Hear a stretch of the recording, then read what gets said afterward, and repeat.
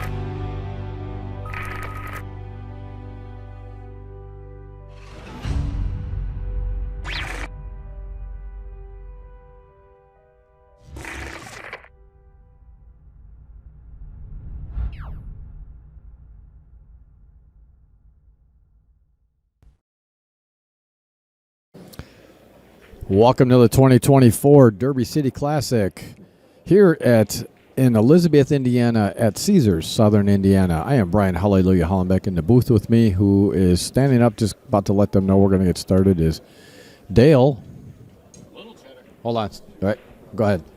Little Cheddar. Lorenz.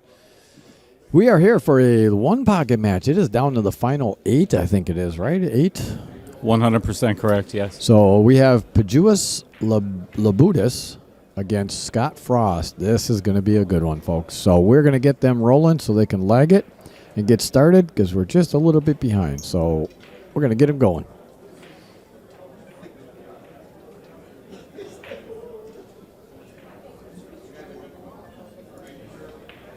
Thank you.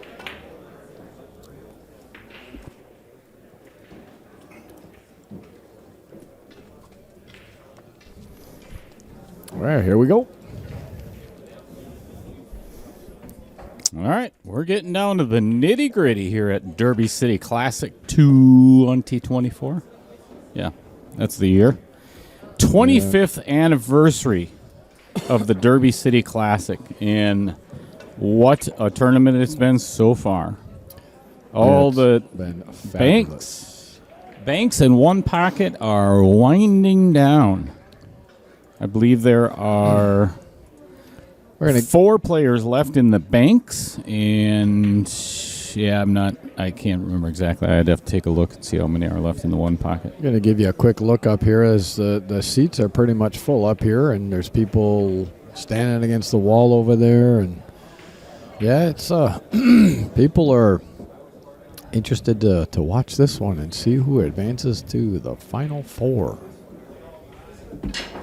I'm going to go fix that skirt. Never mind. Yeah, I wouldn't worry about it. So, you want to talk about our scoreboard? You know what? I actually do.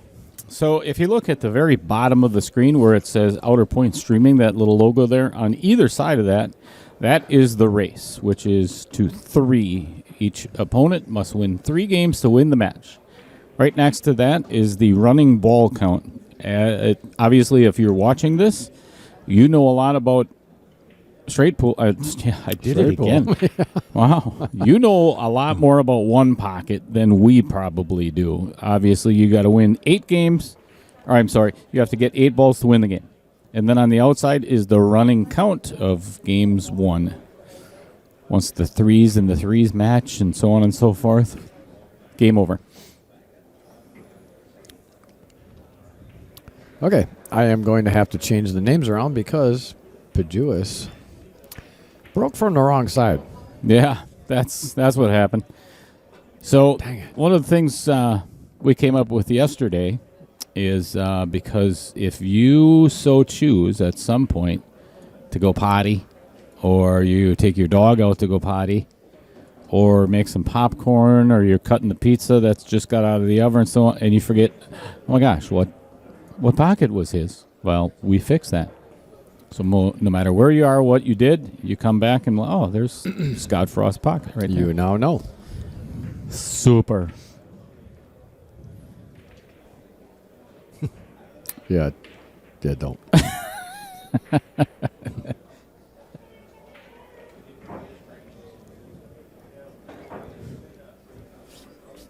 I tell you, that was a pretty good break by Pechauer because he has Scott Frost thinking about this. He got nothing. There is not a whole lot there, unfortunately, for him. And the only thing I really see is carrying off the 12 ball and just getting it down by the pocket. Maybe.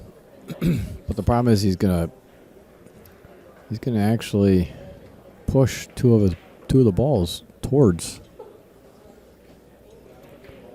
So I think that's what he's doing, is going off the 12 ball, trying to get down into that pocket.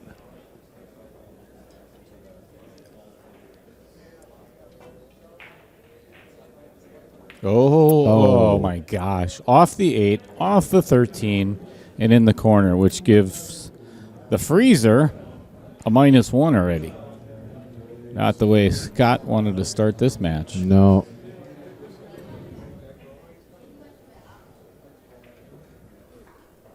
And even worse, now if he gives Pechauer ball in hand. Behind the head string. Behind the head string. Mm-hmm. So most likely going to, well, have obviously at least 2 he's points. either going to play the 3 or the 12. I don't know if he wants to risk getting down to the bottom of the rack to play any of those balls, or just take the 2 and move along.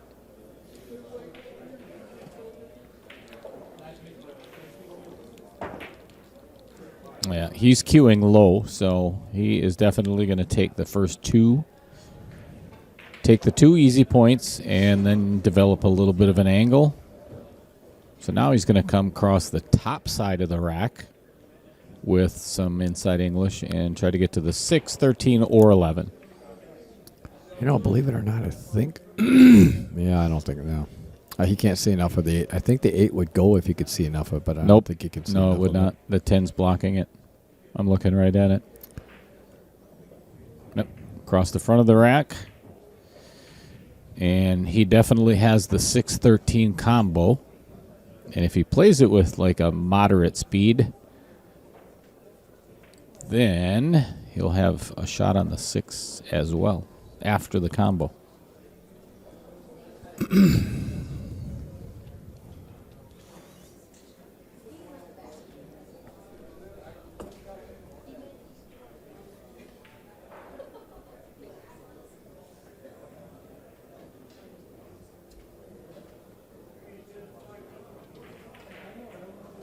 Oh, wow.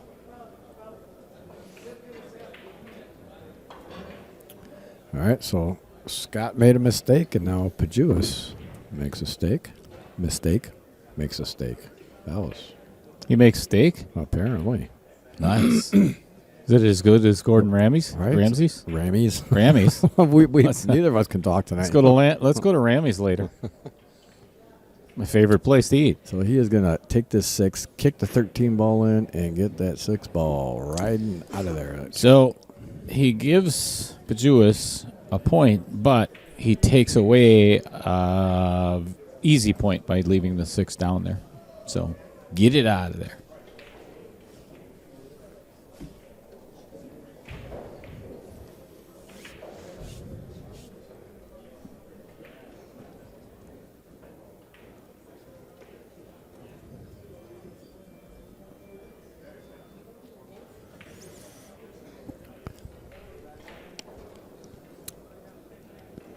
Pijus is looking at that 6-ball like he wants to possibly bring that 6-ball back down.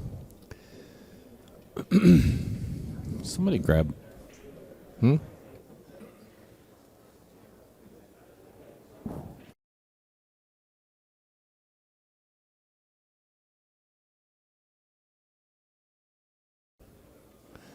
I have a feeling you are correct, sir.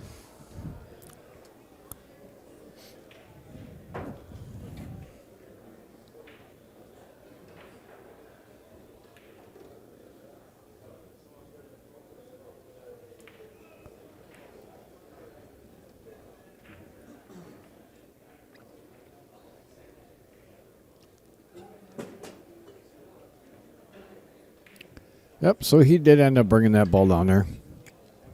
Because that 1 ball will not go with the 5 ball in the position that it is. So Scott is just going to get this 6 ball out of there again.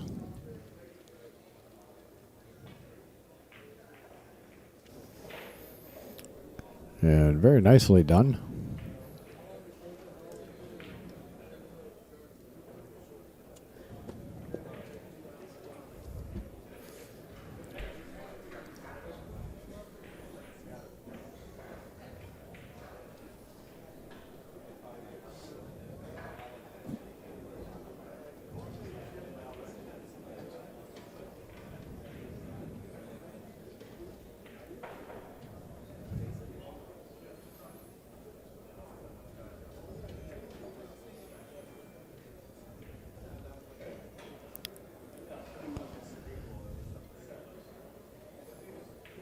That was the shot that Scott made actually was a phenomenal shot.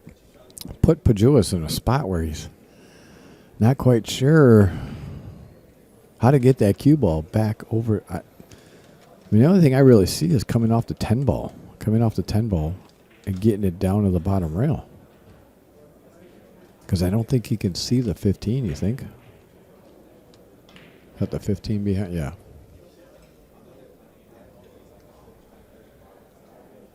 Yeah. So he's just going to come off the 10 ball, get to the bottom rail there. Just like that. Nice shot.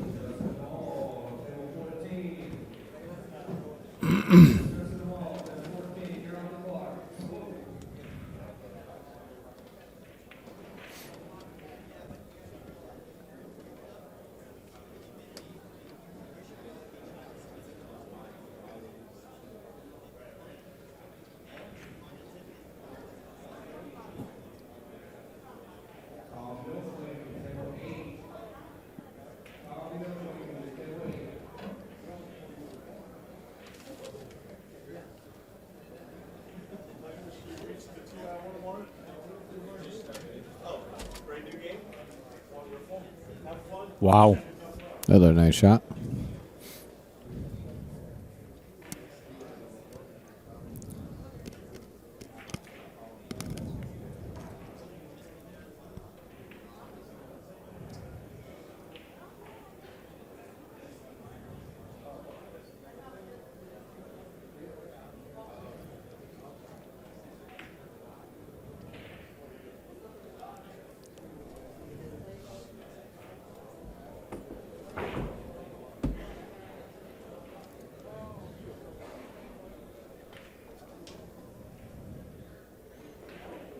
Good shot by Pijus.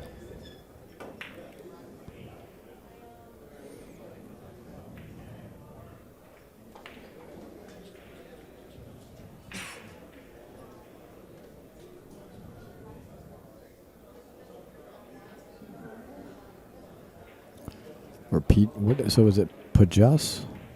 Or Pijus or what? I'm honestly, I'm not sure. Oh, got a rail.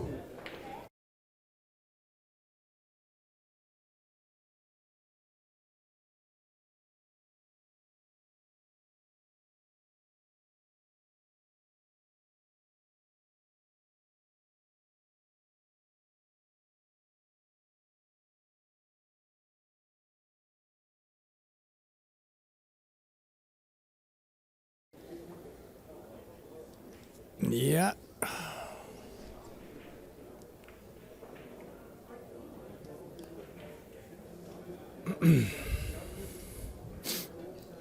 When did we get the room through? April. Right. I think we check. Well, when is it through? Is it Saturday? So we have to check out Saturday. We didn't get it through Sunday, right?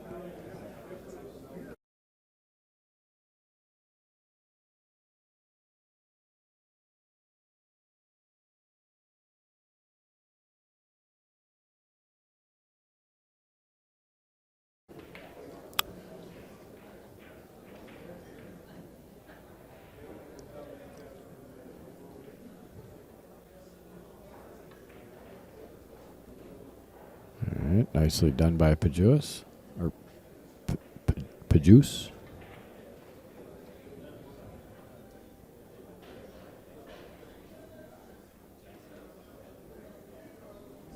Wish I would have asked. Well, actually, you know what? This is an easy thing. He actually told someone else to call him PJ. Come on. That's All right. what he also We goes can do by. that. So we'll call That's him PJ, easy. just so we're not butchering his name. You're butchering his name. Well, I know, because you're not talking at all. You're looking at your phone. Yeah, looking at what matches we got coming up. Dingus. Yeah, well, we got a match going on right now.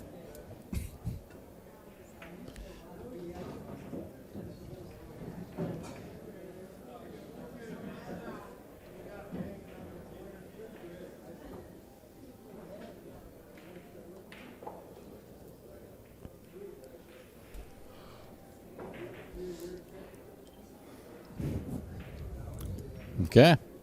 Yep, it's a chess game for now. Until someone makes a mistake.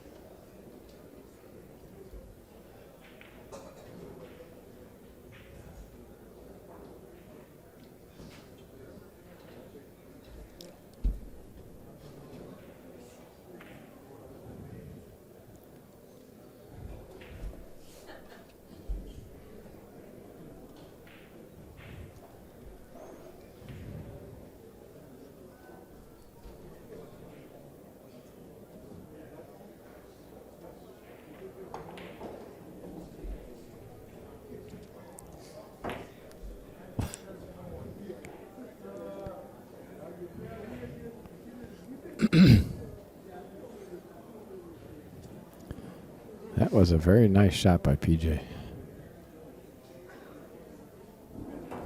And Scott put him right back down where he had him before.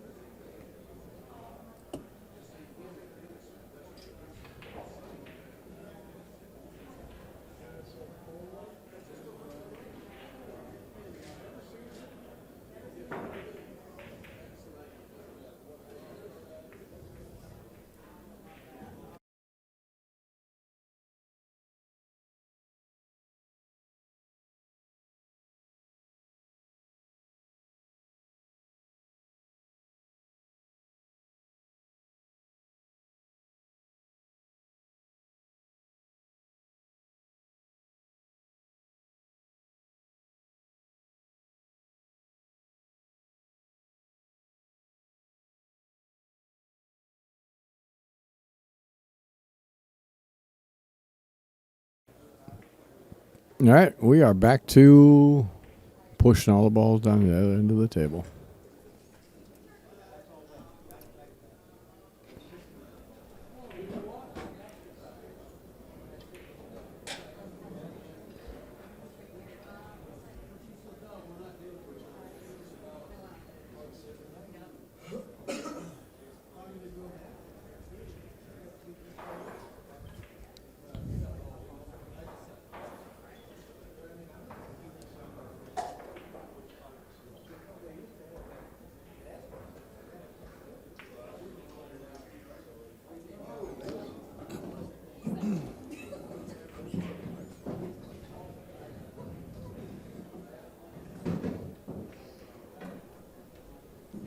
Pechauer is going to bank this 11 ball over to the other side and get the cue ball back down the end of the table. And he just wanted to make sure he wasn't leaving a shot for Scott.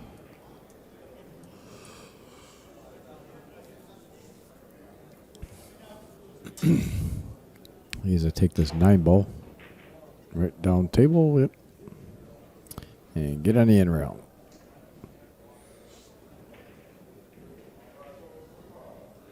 Yep. I think we should...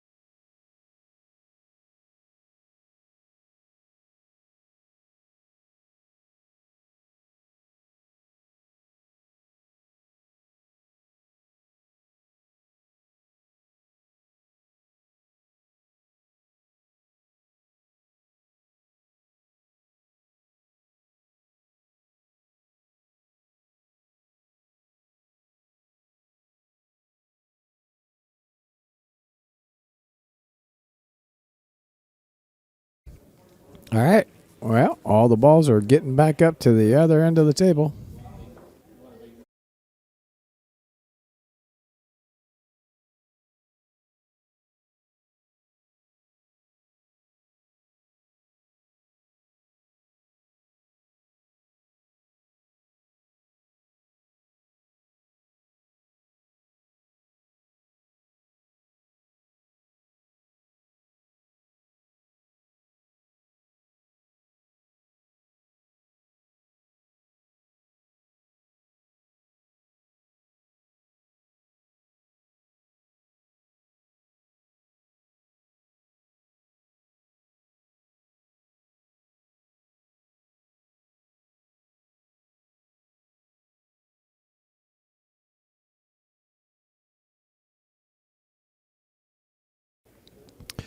All right, there really hasn't been a whole lot to actually chat about due to the fact that it resorted to all of them pushing the balls back up table in anticipation for someone to make a mistake eventually here.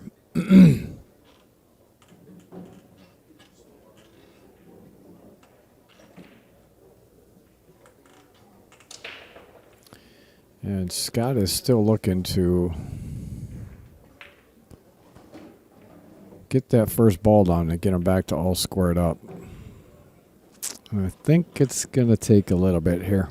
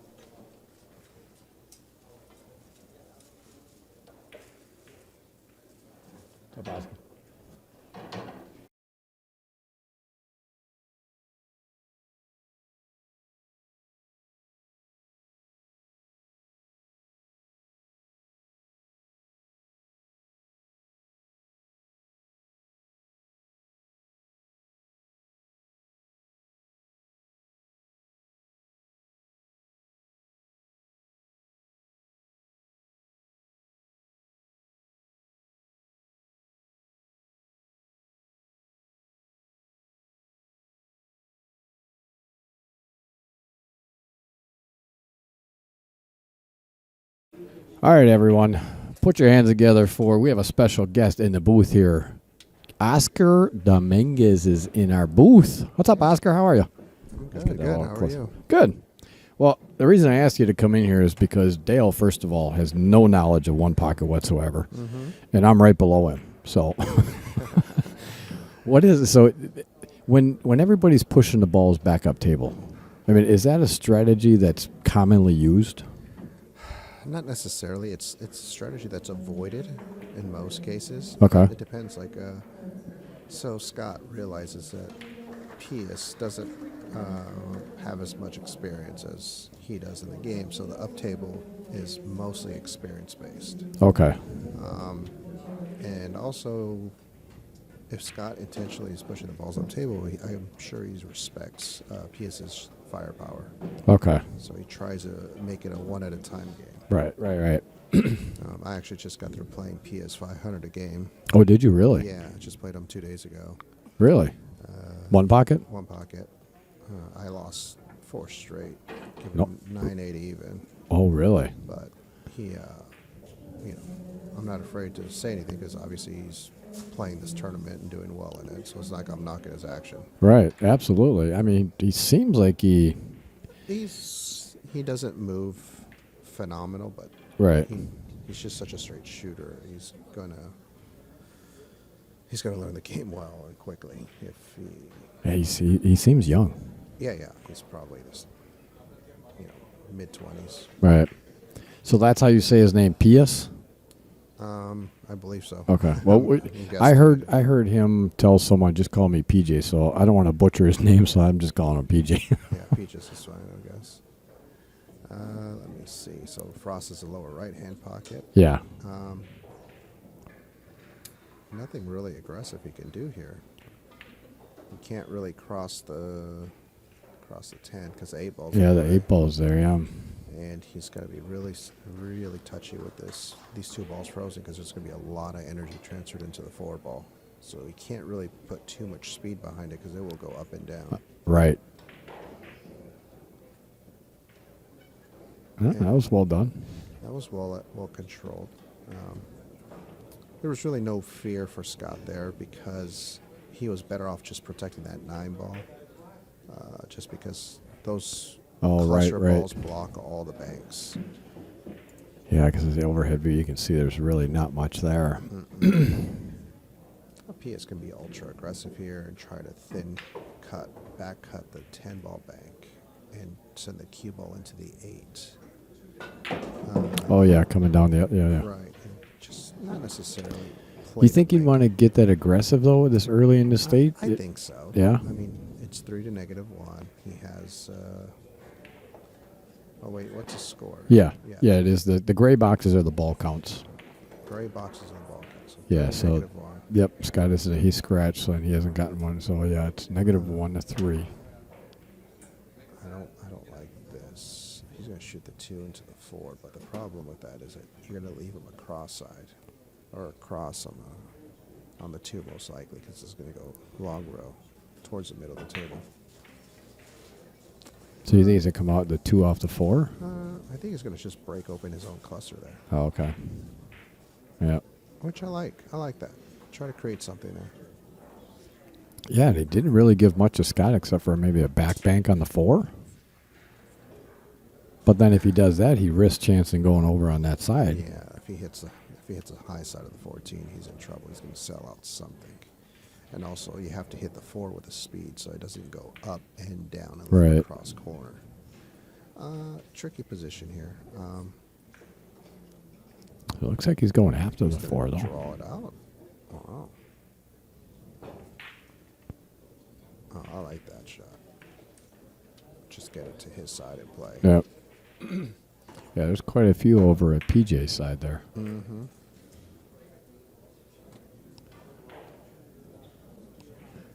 So are you still in Banks? No, No? I made it to round 7 and then I lost. No, round 7's not bad. So did you play one pocket as well? You still in one pocket? I've made it to 4 rounds. Nice. Undefeated. Nice. So I think there's still quite a few one pocket. And what time does 9 ball start tomorrow? Does it start in the afternoon or morning? Morning. Oh, jeez. It's going to be crazy. Yeah. And there's 512 players. Mm-hmm. It's going to be crazy. I don't know how we're going to finish. Yeah, wasn't it last year you guys went till Monday? Mm-hmm. Oh, my God. Wow.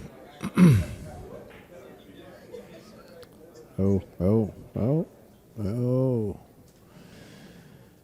He definitely wanted that 7 ball to come straight down and not carry him off that ball. So I think Scott's going to have an opportunity here to cut this 7 ball. Yeah. He's going to do like a slow, soft spin draw. That way the cue ball will die off that long rail.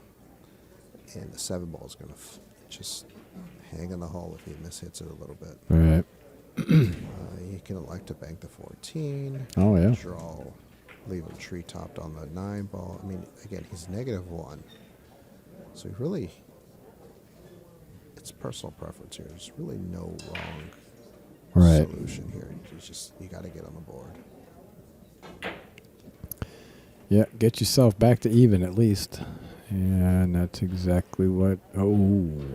I like that shot. Yeah. Oh, he I played like it. the idea that he rolled it and just committed 100% towards it.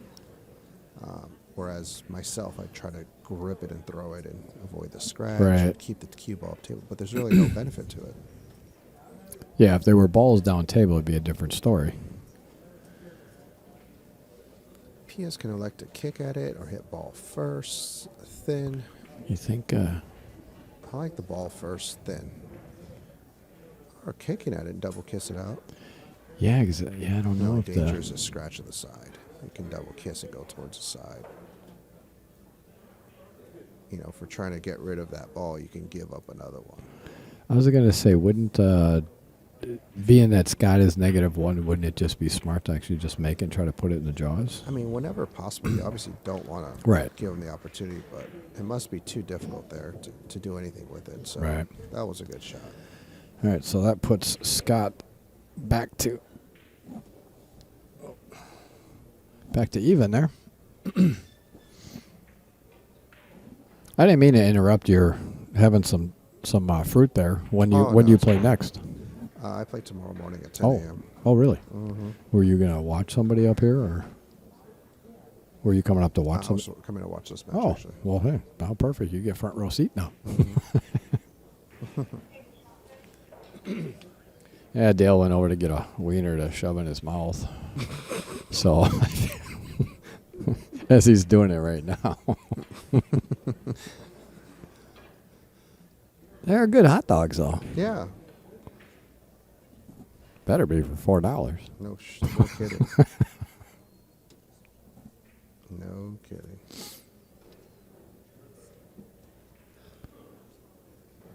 I think PJ's going to take this 8 ball around 2 rails. That's kind of risky, though, because if he holds it, if he takes the cue ball forward, get it out of there. But if he stops it there, he's leaving Scott a shot.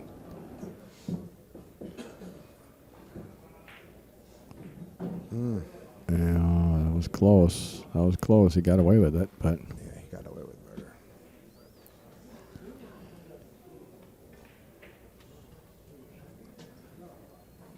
So what do you do? Almost the same shot here. Just roll this forward, just soft, and get it over to your other side. Hopefully make it, but if not, get it close to your pocket. Yeah, definitely. I definitely bank the soft. Or you can elect to fire it, and if you miss it, it goes through cushions. But the danger of that is if you bank it short, it's going to go back to and then go back right. Yeah, that's the shot. Yeah, good try. Speed. Yeah, but that'll be easily out. Mm-hmm. Oh, that'd be pretty. Yeah. Who knows? I'll have to come backside of this, wouldn't he? Or off the bottom rail? No, he can he just stop the ball. Okay. Yeah. Oh, yeah. With 3 cushions around. Right. He's going to hit it hard, so it goes 1 long rail, short rail, long rail, back over towards the side. So like essentially 4 cushions, unless he can cross the bank, which I don't think he can. Yeah, I was looking at that too. That'd be quite close. It's close to the kiss. I feel like he's got to overcut the bank to avoid the kiss, and it's going to come high. Right. And if you're overcutting it with inside English, it's not going to grip and transfer. I'll see what he does here. Either that or just bank it. Well, no, he can't bank it. Oh, You see? wow. He couldn't grip it enough to avoid this. Uh-oh. Oh, If that's it going hangs, to that's get the worst thing that can happen. Yep. All right, Scott's taking a break. Well, Must have to go to the bathroom. yeah. So, this shot. Yeah, with it being so deep, I you mean, come rail first? yeah, you have to go rail for a short rail, then the 10, and with the outside spin, and basically try to come up as close to the 8 as possible without hitting it, and settle for almost like a center diamond shot to the 8 ball. Try to pocket it, or he can try and follow and cross the 8s with high inside and send the 8 ball towards the 10. The danger of that is if you don't make it, you're going to let him escape with Right. just 1. You're not really shooting on the 2nd. Right. So, a lot of options. A 4 ball doesn't bank very well because 8 ball's in play. Yeah, you can't really cross over the 8 because the 1's in play, right? Mm-hmm. No, you can cross the 8. Yeah, you can follow the 8 across. Would that be close to a double kiss, though? It will be, but with the high inside English, you should beat it fairly comfortably. Okay. But I would elect myself to go rail first and try to draw under it. But that's just me. Just because I don't have as much confidence in my banks as I do in my cue ball control. I trust my cue ball control a lot better as a rotation player. Right. So you can draw it 2 rails on the outside or 1 rail up and down, which I don't think is going to play very well because the nipple's going to really deaden that ball. Right. That's a shot. Just like you said, yeah. Yep, 2nd diamond. Absolutely. Oh. That's perfect. That's okay. Like, I know Scott's probably going to complain, but it's actually pretty damn good. You can shoot that free combo and nip tuck the cue ball behind the 9. Just don't even worry about making the combo. Just send that ball into the 14 and just get it within the first quadrant Right. of your bowl. I don't think he's going to double bank the 9, which is a lot of traffic. Oh, yeah. Can cross Yeah, I like what you said. Just combo. combo nip tuck. 100% cue ball here, though. Looked like he was aiming kind of high on that cue ball. Yeah, I don't. You can double bank the 7. So right above the side, and it's going to hit right where the chalk's at. Get the other ball in play. Is he going to back cut this ball? What the I hell don't is he doing? think he's going to. I don't think there's any way he's back cutting that. He's going to thin off and just settle for survival. Oh, wow. That's not. No, you can't fault him for shooting that. No, absolutely not. But Uh, right, so the danger here is that he's got one. PS is going to shoot the 4 ball, bank it, send the cue ball 2 cushions towards the 8 ball, and use the 8 ball as a blocker. That's my prediction. Yeah. PS has to hit this ball well, because if he hits it too thin, he's going to flirt with the 1. If he hits it too thick, he's going to sail out the cross corner. This is a high level of execution here. Just like that, Wow. behind the 8s. Wow, he hit it fantastic. Well struck. A little unfortunate to leave the 4 ball in a position where Scott can escape. Yeah, get it down to the end rail there. Yeah. It's not easily, but he can escape comfortably.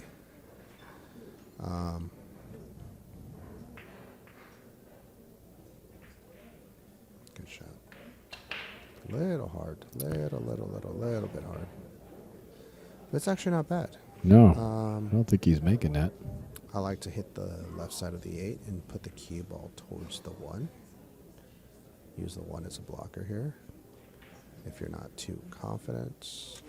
Oh, put the cue ball behind the one. And you just want to put the 8 ball like on the bottom rail. So you hit the left side of the 8. And if you're feeling really brave and confident, you can try to tuck freeze it to the 1. If you're not too confident, just make sure you hook them. Yeah. You know, Yeah, just so he can't get that ball out of there. at least not without some type of great amount of skill to bring the cue ball back down onto the bottom rail. Right. I think that's what he's looking at right now. Where can I leave this cue ball?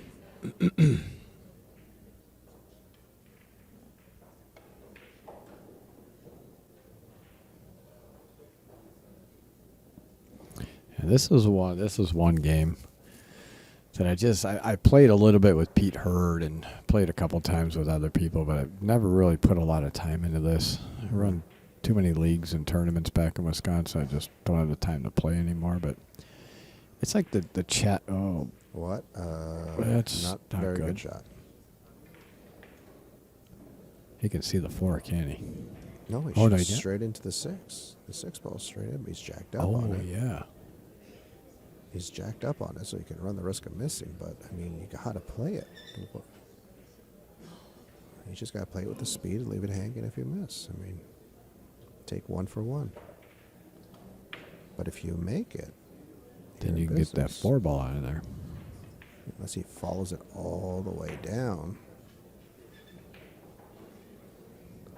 Now, that's a good shot. If he can jack up, shoot the 6. If he makes it, bring the cue ball all the way down to the bottom rail. In case he misses, he protects himself. Oh, Jesus, he... Unfortunate. or he actually got take that very back. fortunate. Very fortunate. Wow. But you know what? He played the right shot, in my opinion. Yeah. And he got rewarded. As he waves his hand as he left the table saying, hey, I got a break there. He very well did. But even if he didn't hit the 6, though, I think he was the right speed to get down exactly. to the end rail. That's why I was like, I don't think it was quote unquote a lucky shot. I think it was pretty well calculated. Yeah. Oh shit. That was going, too. That was looking right down the barrel. Wow. That was heading right at that ball. Here, it's nice to be a southpaw. Yeah, right. Yeah. Yeah, and he is, so. So would you spin off the bottom rail and just try to kick that 4 ball out? Yes. Or Can you come off the side of it? you can do either or. The problem with going off the side of it is where's your cue ball going to Right. end up, and will you give your opponent an opportunity to make that 14 or the 6? I think Scott will like to hit the outside of it with a lot of spin because he loves to spin his cue ball. Bring the 4 ball close to his quadrant, I would say, and leave the cue ball jacked up over the 9-6. Okay. That's my prediction because he's seen it thick enough. But he's going to see what he does. Oh, he put high inside on it. That was a good shot. Well, yeah. actually, the 8s, well, 8's in play. yeah, he wanted to get it, yeah, as he pointed, he wanted to get that down a little further. The problem is here, PS is probably going to shoot the 8s, roll forward, bump into the 14 area, and play the 4 ball bank. Mm-hmm. Not jack up and try to draw and get greedy. He's just going to settle for that. At least that's what I see him doing. Where's PJ from, do you know? Lithuania. Okay. Nice shot. Kid pockets the ball real well. Yeah. All right, that gives PJ a 4-1 lead in a race to 8. Obviously, 8 balls are needed for the win of the game. That being said, it's a race to 3 overall to win the match, and we are at 0-0 right now. Is that a 14 ball bank? He can stunt forward. At 14 ball banks. He hasn't even looked at it. Oh wait, I'm sorry. I'm thinking the wrong pocket. Yeah, he's over. here. Yeah, My apologies. I actually labeled. That's what we that's labeled awesome. those back home just in case someone leaves and comes back. But That's awesome. He's gonna just fire, stop the ball straight back. ooh. Hit it with the right speed to go. Right. Up and down. Miss it, you get it back up table, and no harm, no foul. Yep, Scott's got it then off the 1, bring the cue ball back down, leave him short rail, try to manipulate something towards his side. Just leave him in a tricky position. This is, you put it right on, almost right on that rail. Great speed. So now Pia should probably shoot off the 4 and try to recreate that same shot. He can hit the 14 full, bring the cue up behind the 9-6. I'll just start putting everything over on that side, huh? Yeah, pretty much. But This is when it gets long. yeah.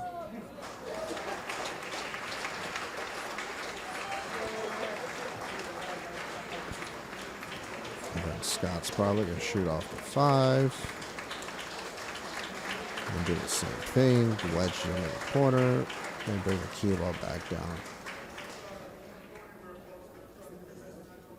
You got to be careful here. That ball will go in off the 2. Oh, that was nice. He played that well. A little scary there. Now off the 1 and back down he goes.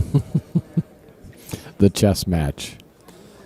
Yeah, I mean, this is the situations where Pia struggles a little bit, I think, to see the shots. Oh, really? Yeah, I kind of feel like he doesn't struggle to see the shots. I think he uses a lot of energy to see the shots. Because most of the one-pocket players are going to say, okay, well, this is it. This is standard, you know? Yeah. Whereas a rotation player is going to be like, well, what do I do next? Right. You know what I mean? It's almost like a whole thought process. Right. Like Scott sees a shot so quickly. It's kind of ridiculous. Would you just push that 14 up and try to get the cue ball right next to the 9 ball? Yeah, I mean, I don't see him doing anything really. I mean, he can even shoot the 14 to the 9-6 and just make sure that the 9 bumps the rail. Just leave him on top. There's nothing he can do. Yeah, that's fine. I mean, what is he going to shoot? That's aggressive in any way, shape, or form. Kick at the 14. I mean, what can you really do here? Punt? Yeah, I mean, I kind of, even though I was joking, I kind of like kicking at the 14 now that I see it off the monitor here. Kick one row behind the 14, and you're playing the overcut side. Yeah. Right. The cue ball's going to run into the 11, and you're going to protect yourself with the 6. That's a shot. That's a shot. No. Oh. I don't like that. There's no... I mean, he is in the lead, so there's really no need for that. But Right. I don't know. I would love if these guys are playing right now in my pool hall, and they're both on table time. Right. Yeah, exactly. The house always wins, right? Not on the stream. Oh, God. Just kidding. That's why they schedule them for 2 hours, right? Oh, Jesus Christ. I'm getting too old for this crap. Oh, right. Yeah. I know. That's risky, Scott. Uh-oh. That was risky. I'm surprised he shot that. Did he want to make that, you think? I think so. He needs to Yeah. get him in play. He's down let's take a 4-1. He needs to bring balls back at down tables so that he can leave them frozen on a ball like this. And Pius is actually in a kind of in a predicament here. There's really nothing straightforward. I mean, clipping off the 15 or the 6 is ideal, but it's not easy. Yeah, he hit it well. He made it look easier than what it really was there. Yeah. So I kind of like the fact here that Scott's going to need to... The 6 ball passes, obviously. He's probably going to shoot the 10 into all that cluster with some energy and send balls towards his side to rearrange the furniture, for lack of better words. Oh, you think Control so? his cue ball on the bottom row. Okay. Yeah, shoot it right into the 15-6 and with some energy, and nothing bad can happen. You're going to leave him, frozen on the bottom row with a bank? Right. Good shooting.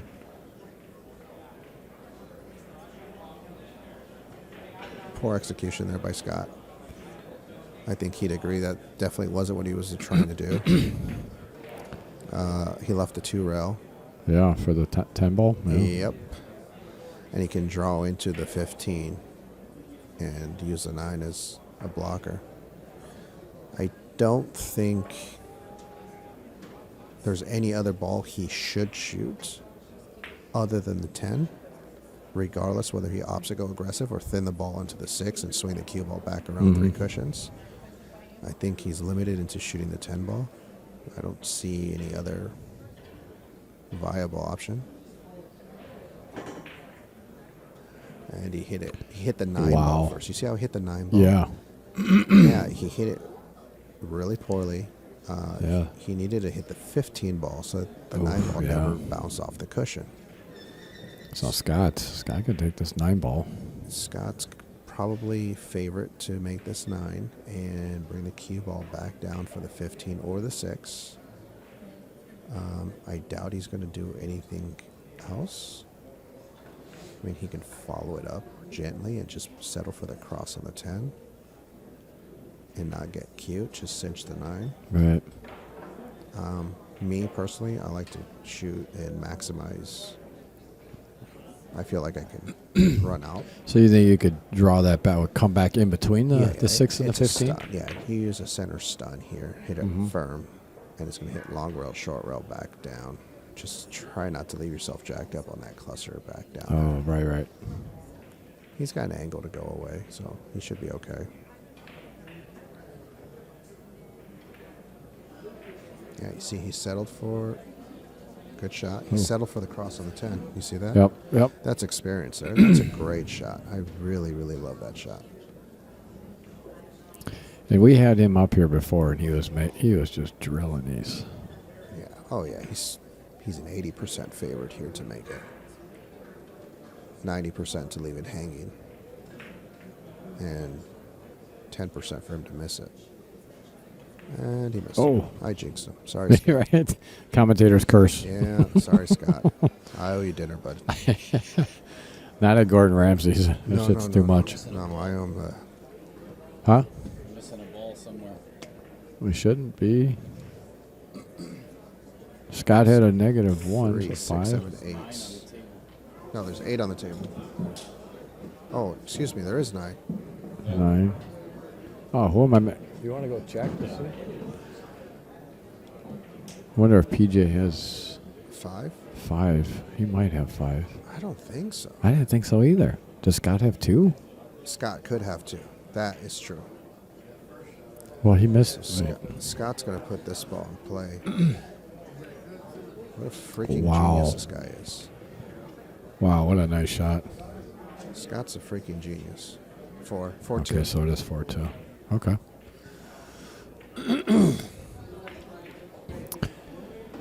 Yeah, that was a pretty sporty shot there. I mean, what do you do here?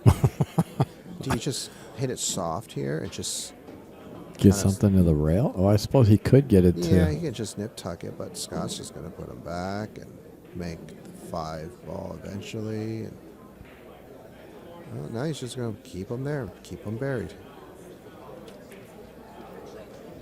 Scott might be, in my opinion, the best in the world in doing these really short, choppy strokes where the ball barely touches the rail. Wow. He's, the good part, he's getting balls out without really getting the cue ball out of there. Yeah, absolutely.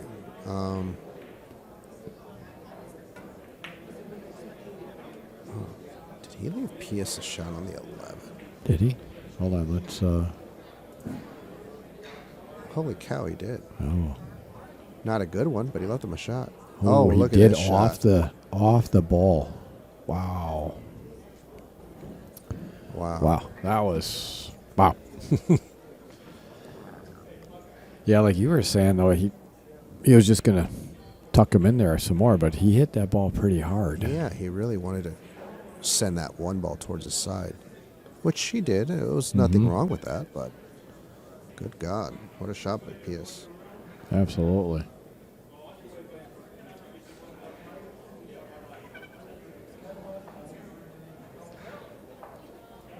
I don't think he can't cut. No, he can't cut that 7 ball. So.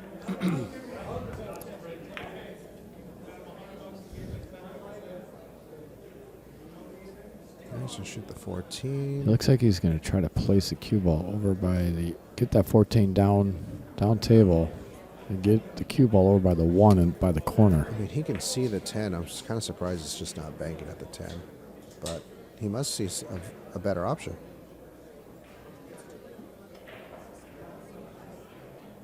I'm guessing he sees a better option.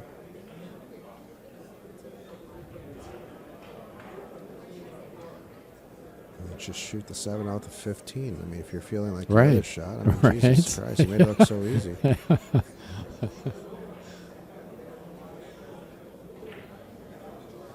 And Yeah, and he wanted to get the cue ball back behind the 1. That's what he was looking at. not a bad shot. No, that was pretty sporty. If he would have gotten that cue ball behind that 1, it would have been a heck of a lot better. Yeah, Scott's got just going to cross the front of it. I like that shot. He's going to want it to bomb. Boom. And now PJ's just probably going to do the same thing with this 10 ball, right? Take that back up table. Mm-hmm. Towards the side and round we go. Back again. All that work for, All right. A little enjoyment. yeah. What exactly is he looking at? I don't know. That's what I was wondering. Maybe where I'd take the cue ball? No, he's going to just stop it there. Oh, he was looking for a path to see if he could see that 14 ball maybe.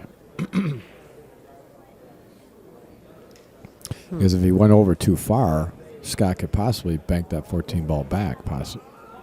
You know what I mean? Mm-hmm. I think that's what he might have been taking a look at. Yeah. Well, he didn't want to go over any further than that and give Scott the possibility of actually banking that ball back. Scott's going to shoot the 5. Oh, boy. Here we go again. He's going to thin the 5 into the 10-2 and send the cue ball back down. Yeah, I'm assuming they're probably going to take a break.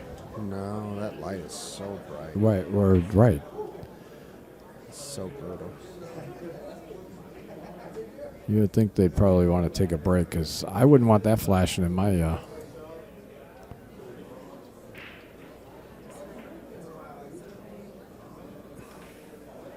Shit gives you a headache.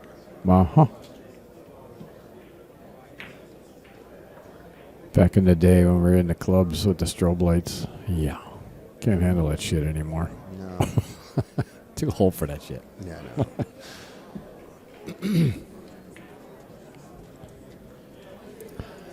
I can get. I didn't mean to bug you while you're. No, this is great. I was watching the match anyways. Okay. All right. I got a front row seat. If you're all good with it, I'm good with it. Uh-oh. Uh-oh. Think Scott can take that 6 ball pass back down? Yes and no. Yes, it's extremely tight. Probably not worth it. We're better off shooting the 14 Okay. and running into no, actually, shit, that's a tough shot. I don't like any of them. I like this. He didn't like it either. I mean, you better be real careful here. Oh, that's 15. Scott's probably one of the best in the world at those shots. That shot right there, Man. Scott might be the best in the world. I've never seen anyone hit a ball so well like that and just send the cue ball consistently within Back on the 6 rail. inches on the Yeah. rail. Consistently. All day, all night. It's the sickest thing I've seen in a long time.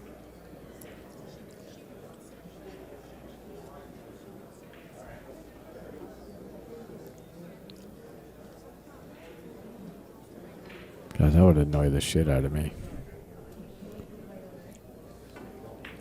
So, I can just mute you if you're... All right, so PJ is considering his options here.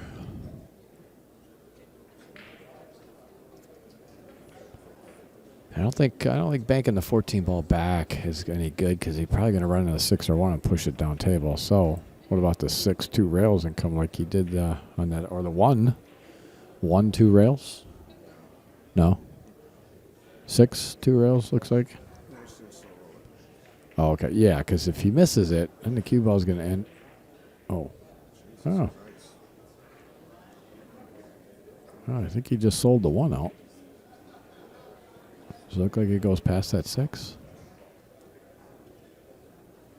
So hard to tell.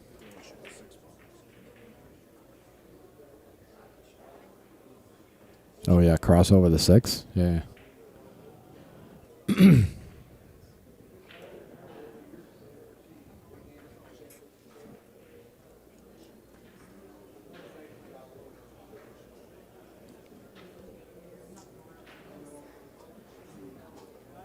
Oh, he is taking the 1.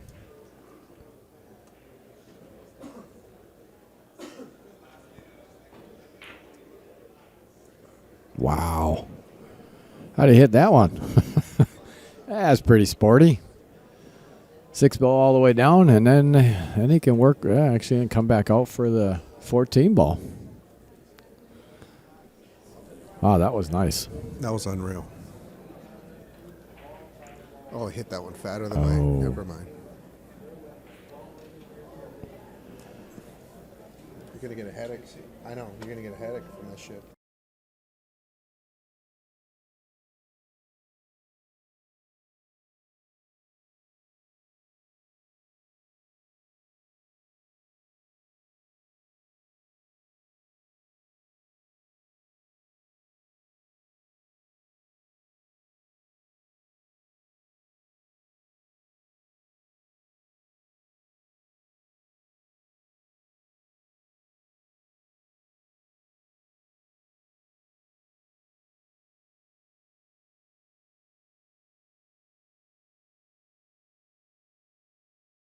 I think he got away with that, didn't Yeah, he got away with murder there. First degree.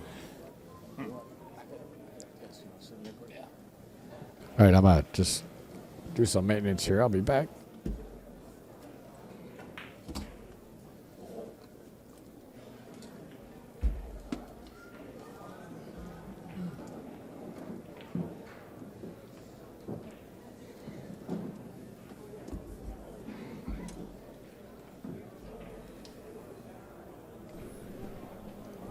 What have I been missing out on, Oscar? A whole lot of balls up table and a lot of nip tuck.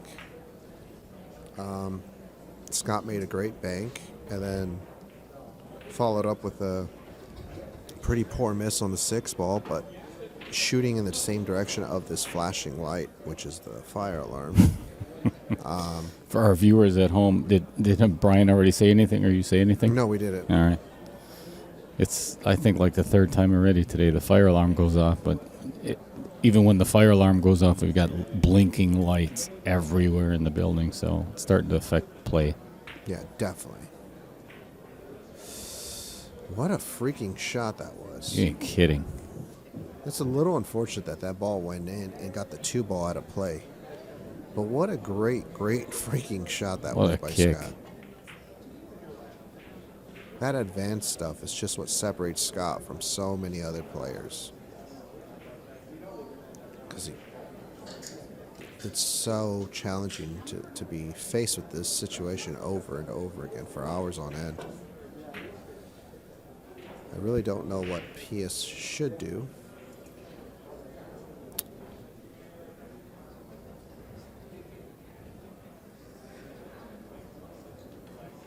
This is one game I've never really played a whole lot of. Mm-hmm.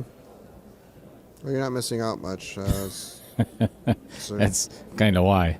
yeah, it's will drive you into insanity. Yeah. Already halfway there.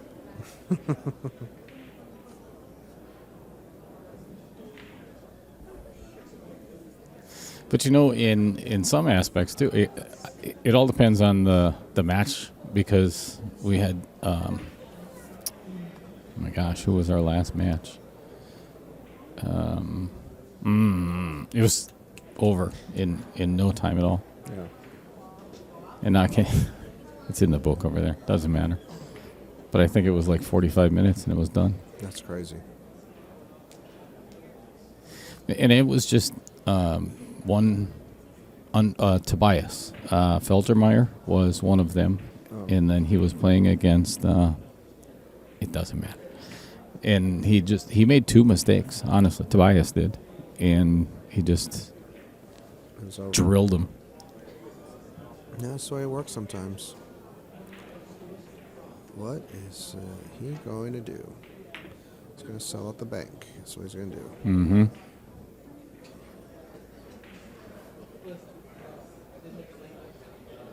Mm-hmm.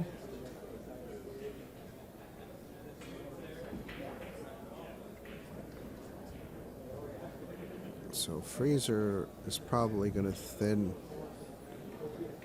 the 6 ball, send it down table, try to hook him behind the 5. He can. That's a pretty specific shot. Hook him behind the 5. That's pretty particular. Yeah, I mean, well, realistically, you're not going to hook him, but you can leave him jacked up over it and stuff Sure. like that. He can double bank the 7, but it's hard to get your cue ball back in a safe position. I don't know. Kind of tricky position here. You can thin off the 14, send the cue ball back down, just put the 14 in play, which is probably my favorite option. Use a 7 as a Just shield. get the 14 over by his pocket. Yeah, like over towards the center, between the first and second diamond. And then he's going to pick something that neither one of us talked about.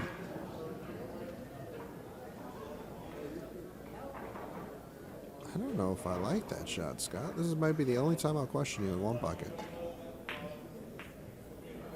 Well, Pijus doesn't know what to do, so I'm assuming it's the right shot. For what reason, Oscar? I don't know. I just kind of felt like you gave him way too many options here. Because he can go off the top of the 2. He can bank the 6 down. You could bank the 5 down by his pocket, right? Yeah, but the cue ball's going to get a little lost. Maybe skim off the top of the 15. Maybe flirt with a scratch. PS is probably just going to bank the 5 straight ahead and put the cue ball onto the long row and protect the 6 using this 214. Yeah. Bank the 5 right around here and put the cue ball on Right by the long side row pocket. near the side pocket. I mean, that's a simple, efficient, effective shot. I don't see anything else. I don't know. I just kind of felt like you gave him a little too many options here, in my opinion.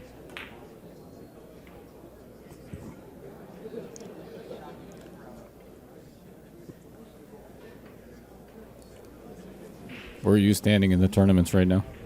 I made it to the 7th round in the banks, so I got some money, which I haven't even gone to pick up just because I probably don't deserve it. Brutal honesty. Love Yeah, it. I'm undefeated through 4 rounds of the one pocket. So I play my 4th round tomorrow. Who'd you lose to in banks? The last? Yourself, I'm assuming? I lost, yeah. Yeah, that guy always gets me. Yeah, me too. What's his name? Conrad. Oh, Shushevsky. Whatever. Shusheshin. He shot, I swear, I'm not trying to diminish his game, but he shot some of the dumbest shots I've seen in my life in terms of, like, ultra low percentage. And he made an asinine amount of them or left them, like, in play. It was kind of disgusting, the shots he was making on me. It's like, okay, cool. It's going to be one of these days, huh? Oh, yeah. What a freaking shot that was. Look at his rock. Are you serious? Look at that rock. Beautiful shot. Here you can hit this ball slow. Cue ball behind the 6. Just make sure you hit it on the thinner side than the thicker side. Excuse me, on the thicker side, thinner side. Wow, are Good you God. kidding me? Good God. Frozen on the rail. Is Scott going to go all the way up or just follow up for the 15 bank? I kind of feel he's going to like for the 15 bank or the 2 rail on the 10. No, Wouldn't you just make the 7 and then get the 6 out of there? I don't think so. I mean, Scott's got 5. He's got angle. He can do a lot of things. What a shot that was. Oh, the old drag draw. Now he's going to get up here. Oh, that's a sexy shot.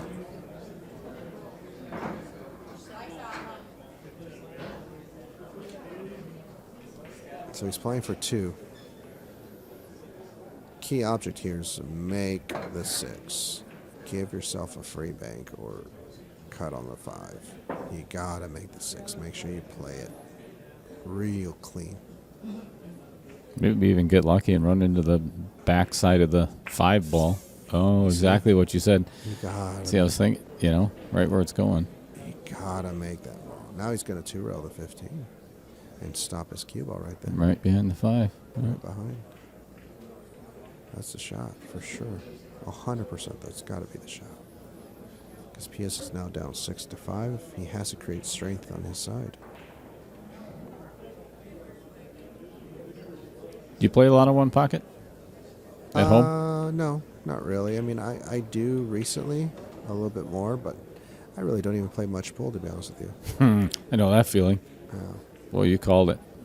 That's in, too. Oh, I ginned it. He didn't want to make that, did he? Well, I mean, it's a point, but yeah. I mean, give me that situation. I'll happily take it. Isn't it funny? So I manage the varsity club in Oshkosh. Yeah. I didn't know that. And I don't get to play pool anymore. Yeah. You know, one of my good friends on I shouldn't say that. Jeremy West he's done in 2 months, and then I'm taking over the leagues and everything for him. So, is he coming today? I haven't gotten a text yet whether he's going to be here yet or not. I got to deliver a pool cue for Tom McCluskey for him.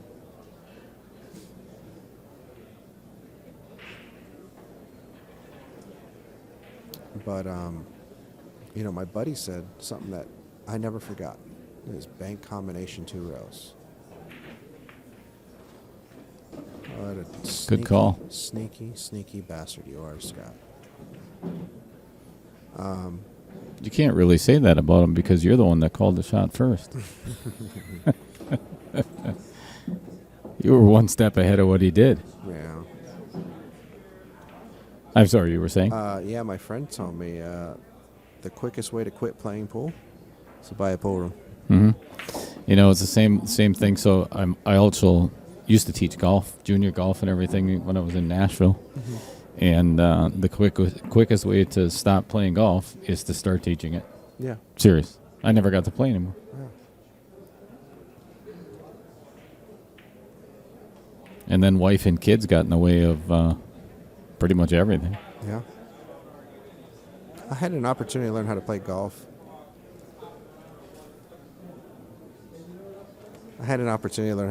From Danny Barber, and I went to high school with him. His father was on the PGA Tour. His mother was on the LPGA Tour. And his brother, Tom Barber, that was the father, Tom Barber. His other brother was on the Nike Tour. Holy cow. Yeah. So. Nice shot. And they opened up a driving range out in Burbank, California. I went to a high school with a whole bunch of golfers. Rich kids. Pro athletes and stuff. Sure. I was a poor kid on campus. Was that Gil Barber? The old man? I think so, yeah. Yeah. The Barber family. They're all based out of Burbank, California. That's Gil. Yeah. So I knew Danny, the son. We were buddies for a long time. But, childhood best friends with Pete Rose's son, the baseball legend. Nice. Yeah, Tyler Rose. And, Eric Dickerson's daughter went there, the NFL player. And Will Smith's son, Jade, got applied there but didn't get accepted. Yeah, and then I became a professional pool player. I'm sure my parents were very proud. Very proud, very thrilled that their son decided to blow a whole lot of money on a private school education to become a degenerate gambler. Same. Right there with you. Yeah, very proud parents, I'm sure. But hey, I'm a businessman now, so it worked out, right? Owning a pool hall. It worked out. life is working out exactly the way it was meant to. Right. Follow your dreams, right? Would you, I mean, seriously, would you really change anything that you've done? Would you? Would you go back and change? I probably would have finished school. Okay. I was so close to finishing and getting my college degree. I still am close, obviously. I would have finished. What's stopping you from doing it now? How old are you now? I'm 38. You have plenty of time. Yeah, I know. Eventually, I think I'm going to do it. What were you going to school for? Kinesiology, sports medicine. No kidding. Yeah. I wanted to become a sports medicine physician. And Good business to get into. awesome business. But then I started playing pool pretty seriously, and I was winning a lot. I had a guy out in California that I was playing a lot, and I was winning, I was making scores every week. Every Tuesday night, we'd go out to the pool room and play him. Well, I was making $2,000, $3,000 off him every single time. I never lost. So, what 19, 20-year-old kid wouldn't get addicted to that? Why would you give that up? Exactly. You got a big bankroll. I had more money than my parents did. Sure. And I figured it's never going to end. It did, didn't it? All good things come to an end, right? Yeah, sure has. But, yeah. So all you kids out there, definitely finish your education. Without a doubt. Without a doubt. It'll take you a lot more places than what you can think. Yeah. It's kind of like if you're a pool player and you don't know how to jump the ball or you can't kick the ball, what should you work on? You're kicking in your jumps, right? It's just an extra tool in the bag. Finish your education. Get that extra tool in the bag. Good analogy. Yeah. Don't become a pool player. It's a tough life.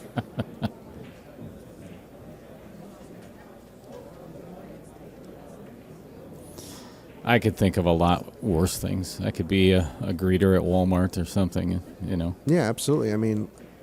I wouldn't change this. At the end of the day, look at Scott. He had a business. Now he's back to playing pool. He just couldn't do it. It wasn't for him. This is like golf. I've been playing golf since I was 8 years old, as soon as I could pick up a golf club, and I still suck at it. But I don't care. It's in your blood. Right. It's the same thing with pool. Yeah, it's the Once same it's in your blood, you just don't give it up. No. There have been few, but they're miserable. Yeah. No, it's true. You have to follow your dreams. We only live one life. So if you're not living it the way you want, then what the hell are you doing? Good shot there by Pijus. Mm-hmm. Nice control there. Scott's shaking his head. That was a bad roll there at the end for it to block the 10. And up table we go. Up table we go. Don't deny it, Scott. Just push him up. Push him up. Push it up.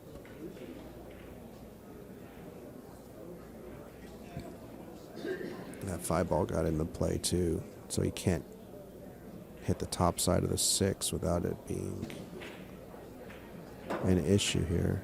I really don't know what Scott will do. This situation like this is where everybody here should pay attention. Yeah, I'm while you're talking, I'm trying to figure out what I would do here. Yeah, I have no idea. I don't know either. Other than the fact that I would just shoot the 5 hit the 5-10 or 5-6. 5-6, because if you hit the 5-10, it's going to hit the south side of it, and it's going to come back down into play close by. I see what he's doing. He's going to shoot the 5 into the 10. The 5 ball's going to bank across, and the 10 ball's going to 2-rail. Right. That's sneaky son of a bitch. Why is he so upset? Oh, he left him. I didn't even see that. I was looking at the table, and I got this bar right in the middle. Yeah. He kind of got away with it. If he's only going to make one, I think. It's not that easy. No. He can easily not hit a rail and just baby it. Oh, he hit it good. Now he's got a free shot on the 6. Yep. Just swing it, Pep.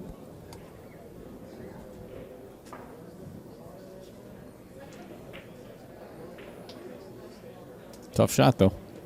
Yeah, you can't hit it too thin almost. Just play the overcut.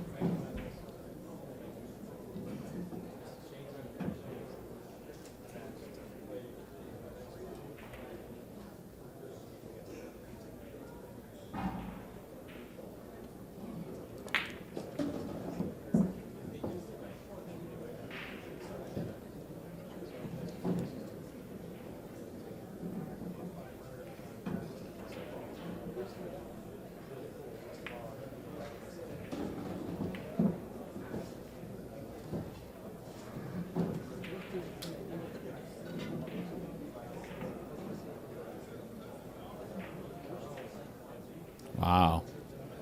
He hit that super thick. I mean, it wasn't even close. I don't think he was. Not sure why he would leave this. Besides.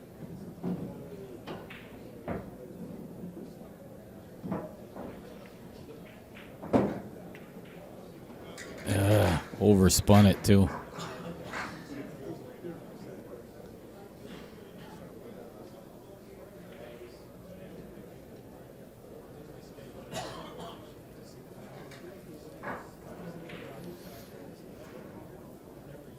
Back down table we go.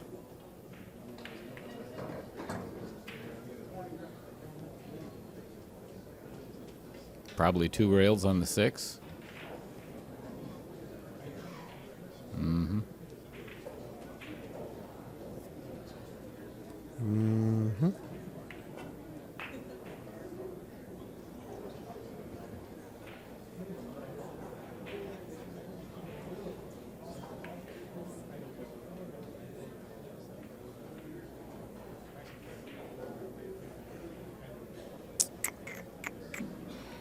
Five ball goes.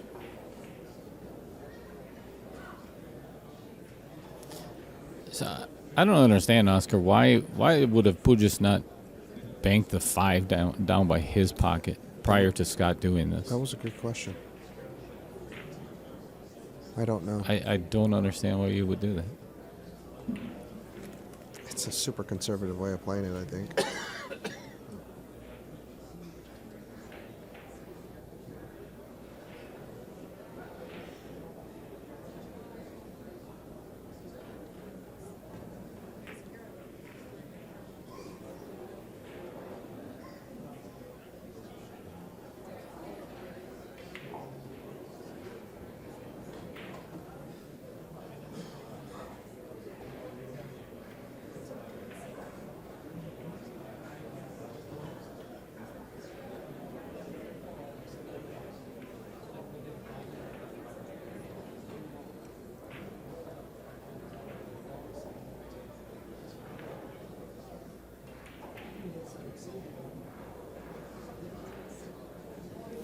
So as Collins has a permanent booth at your place? He does. I remember the day he was building it. He says, "Hey, Oscar, do you mind if I build a booth?" I'm like, yeah, go ahead. You know, I'm thinking, a little booth? He built a goddamn living room. That's a big booth. My wife, oh my God, no, he didn't. Oh, what a shot. Yeah, that was pretty. That was sexy. So I remember I went somewhere. I think I went to Florida to visit my in-laws. I went to Disney World. And, I'm coming home and it's all right, honey, we got to go to work. We haven't been home in a week. And we walk into the terminal room. This huge building is being built. My wife, her head exploded. She says, Collins? This isn't what we agreed on. What the hell is this? And my wife is so blunt. She's from Jersey. And I said, honey, give him a chance. Just give him a chance. Don't cut his head off quite yet. And he painted it and put the sidings and the glass. I mean, it came out unbelievable. And it came out beautiful. Nice shot. What a shot that was. it came out unbelievable. So it was really cool, and Collins was like, "Oh God, Desiree's gonna kill me. Oscar's gonna kill me," because I had no idea it was gonna be that big. I mean, it's like a 10 by 10. I mean, it's Are huge. you serious? It's huge. It looks huge on the camera. Oh, it's Every massive. time he has his booth cam on, I'm like, it's massive. there's like a couch and shit in Yeah, there. it's massive. I'm like, what in the world? Yeah, Mine's it's 5 by 10. Oh, it's and that's huge. it's a little cramped in there. Yeah. No, this is massive. This is crazy. But Collins does so many great things. I love it. Yeah, I think I told you that already. I subscribed to Post Up like 2 years ago, and kind of got to know Collins even from Wisconsin, just messaging back and forth. Actually, you should send a picture to Collins of you and I sitting in the booth. That'd be it.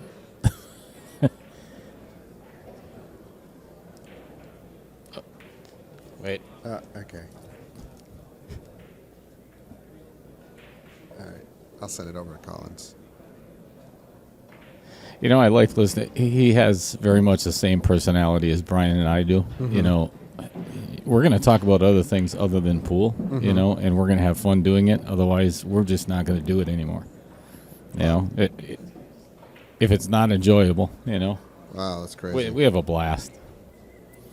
Obviously, we have to keep ourselves a little bit at bay when we're here, but when we do local stuff and everything, it's borderline getting kicked off YouTube. That's crazy.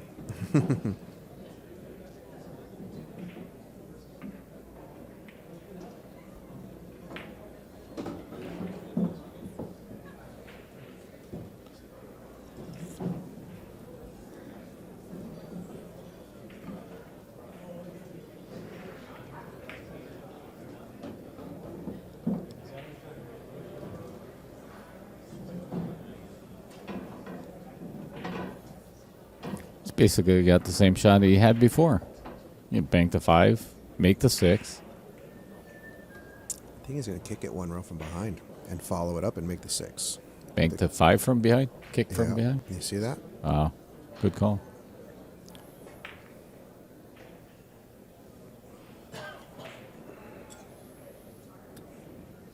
Well, I guess I'm going to go look for action. I don't blame you. This might take a while. My stake horse is Josh Aryeh. I don't know if you know who that is. Josh Aryeh, yeah, he's a poker player. Yeah. I know Josh. Yeah. He's a good friend of mine. No kidding. Yeah. Wow. So anything I do, Josh is involved in. A lot of people don't know that. He lives in Vegas yet, No, doesn't he? Well, basically. Back and forth. He's back and forth between Atlanta and Vegas. Wow, Look what at a this. shot. Good hit. Good shot. Wow. Yeah, so Josh is my stake horse. And, well, I wouldn't say stake horse, but, because I bet too, but one of my stake horses I'm involved in. Okay. And so, yeah, if anyone's looking to make a game, bet 5,000 on up to 20, let me know. I used to watch Josh, especially when he played in some of the WPT tour events. He's just a fun hold'em player to watch. Yeah. He just went to Florida to play that 10K PLO. I don't know how he did. I haven't texted him about it. I need to ask him.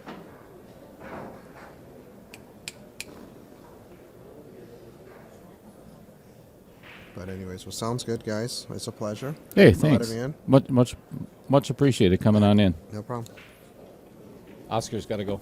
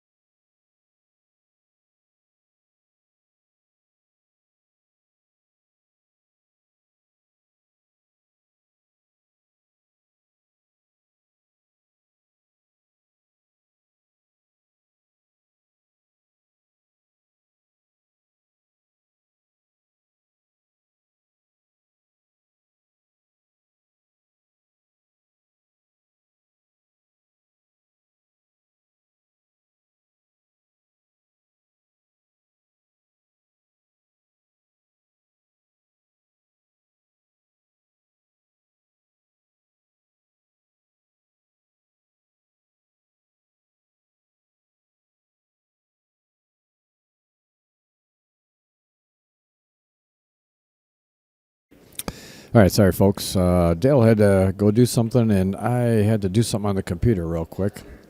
I was actually doing something on the computer as Oscar had to leave, so I had to quick finish that up because I was right in the middle of it, and then Dale had to quick run and do something. So we apologize for the no commentary here for a little bit, but as you can see that PJ is actually at 1. Even though he's made 2 balls, he was at a -1. Okay, now he's at 2. He made 3 balls, but he's at -1 because he scratched off the break. So that's why there's a discrepancy in the balls.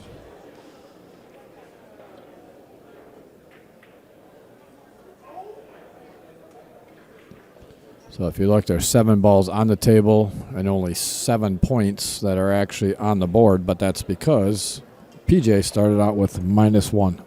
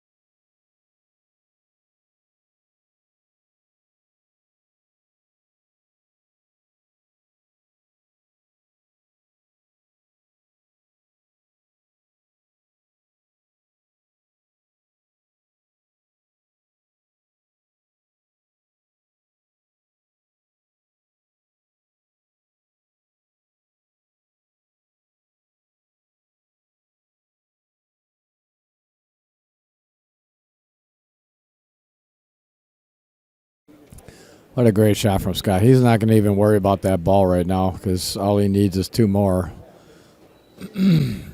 If he can't see the next ball, then he's going to get to it, but he's only got 2 more balls, so.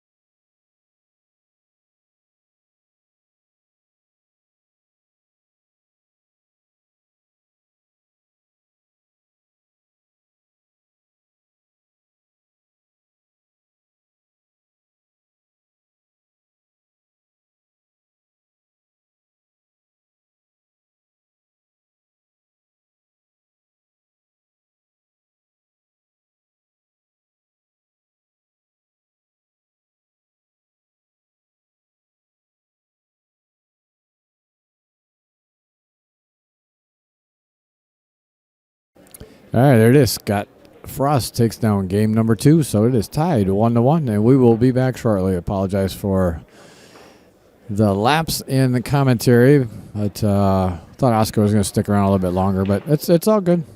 We'll be back shortly.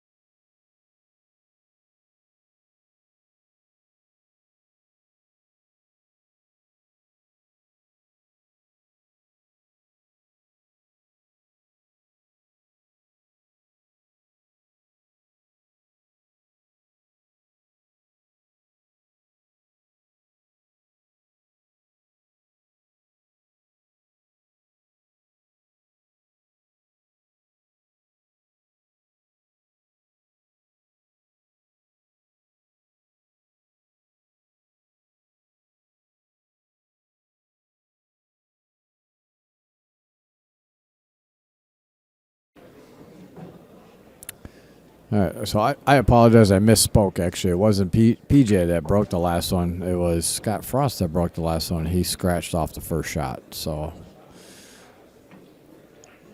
I actually wasn't unfortunately was up in the working on my computer when it happened, so I thought he had broken. But that is not the case, but we're all good now. Tied 1-1. PJ with the break here. Scott with the first move. He's just going to carry him off of this 12 ball. But he needs to slide below the 8, and I don't know if he can get there. So he's probably just going to bring this 15 ball back over to the other side of the table.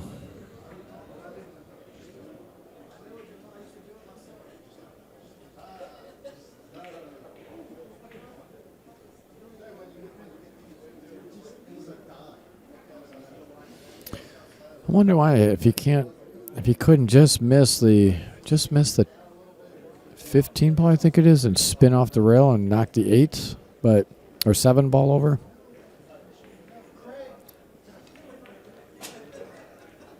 He obviously did not feel comfortable with that.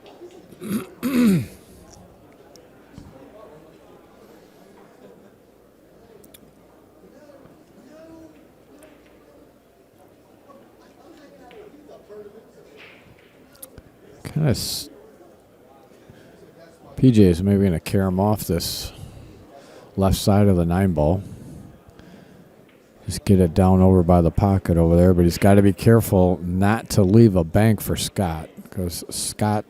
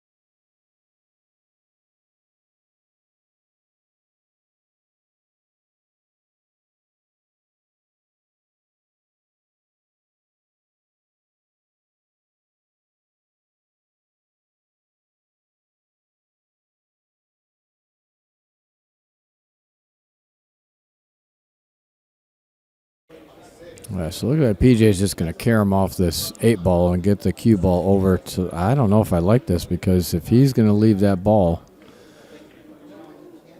on the rail. Oh, okay. No, he was just kicking it. What? He left a 15 ball.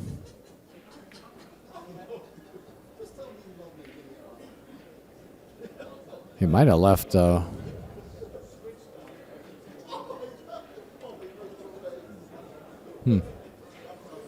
Not sure what Scott's looking at. Again, he's had way more experience at this game than I have, so yeah, I suppose that banking that 15 ball back, if he misses it, it's going to leave the 4 ball. So he obviously knows more than I know about one pocket.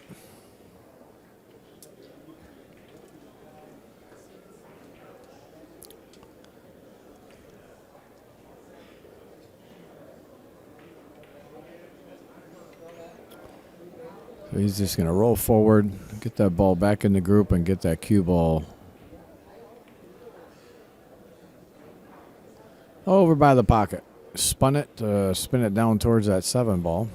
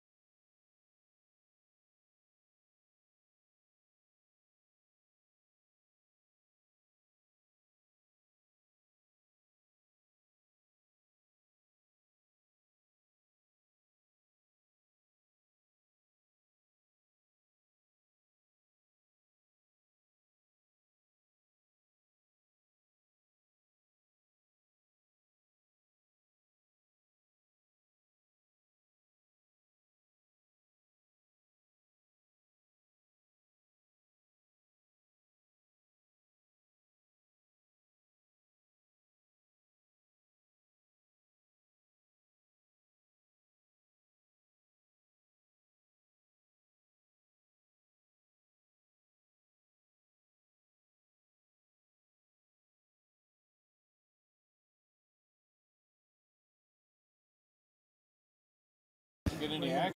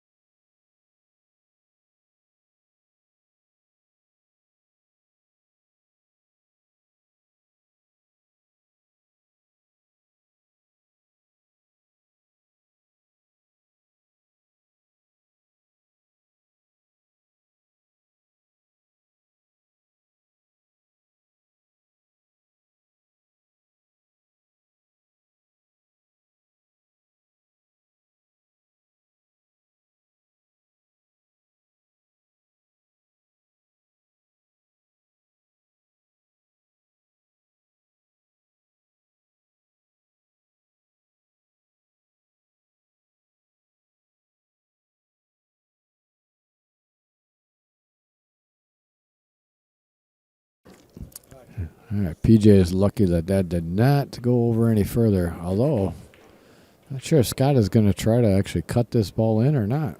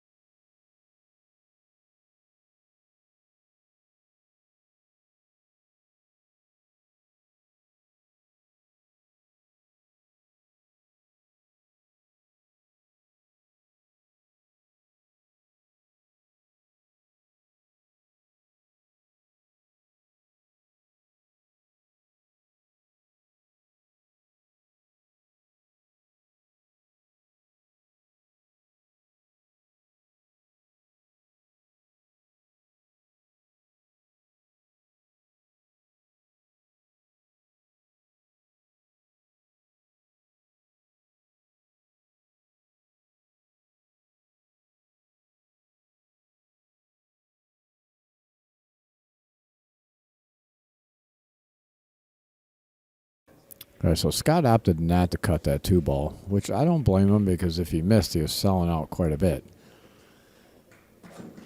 He did bring that 9-ball around. Got himself in good position. Did not leave any banks or anything.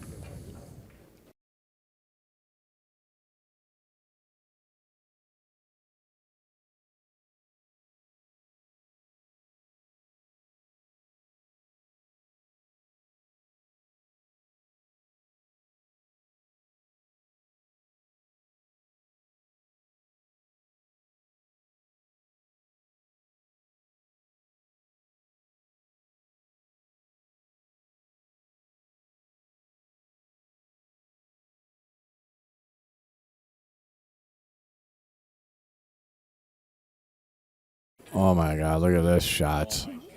What a shot. What a shot. That's going to give PJ 3.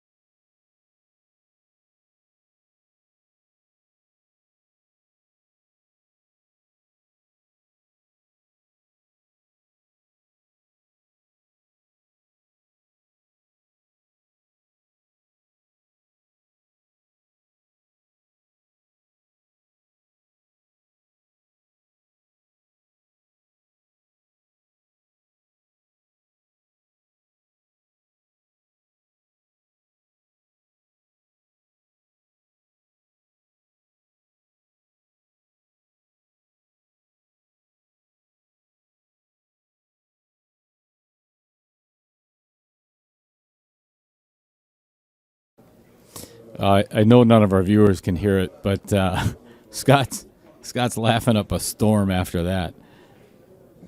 He's like, yeah, boy, did I get a roll. Did he ever? That might change, obviously, the look of this entire game.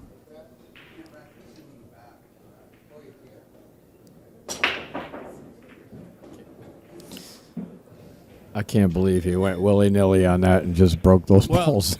He fully expected that the 14 was going to go. So, the way the whole entire rack was lined up, the 14, it looked like it was headed directly to his pocket. That doesn't go in. And then the 13 comes 2 rails and goes in his pocket anyway. Totally different ball. And he has overhit. I don't know if he's got this 12 or not.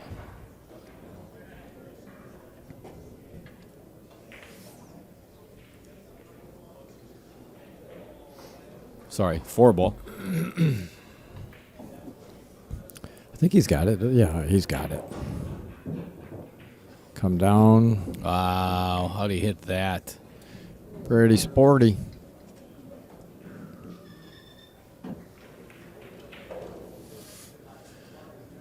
Almost looks pretty straight on this, doesn't it? Yeah, there's not a lot of wiggle room here. Well, you know, I got on that and that little kiss off the 10 gave him the perfect angle to get top side of the 2. Absolutely. Well, you think he'd try to come further up first? Just Probably stun not. it. Just stun it and go right one Right rail around it, yeah. right between the 2 and the 15. Just jack up a little bit and hit it hard. I just let's take a look at he looks pretty straight on that, doesn't he? Nah, he's got angle. Oh, yeah, that's not much of an angle. It's not much, but if he could draw. that's what I said. Middle ball, hit it firm. Just like so. Yep. Beautiful. Couldn't have drew it up any better. All right, 6. Scott needs 2. He looks pretty straight on this 2 ball, too.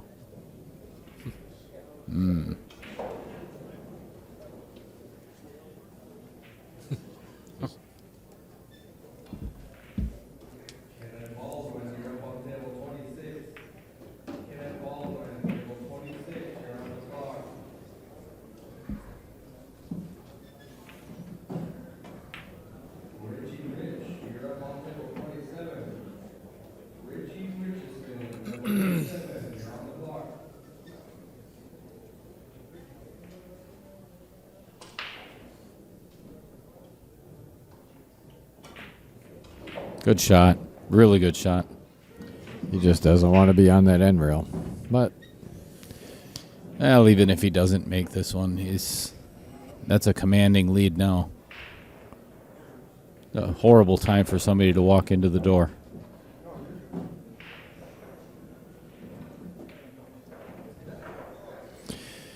yeah, but unfortunately, A lot of fans got to here. expect that. Yeah, it's he knows. I mean, if he would have been off that rail, this would have been a lot easier shot.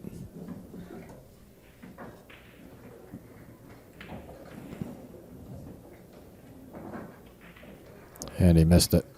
I don't know about. Well, he missed it, but that is so in the he jaws. can't get it. He can't get that out of there. He's just going to follow it. He's going to make it and follow it is all he's going to do.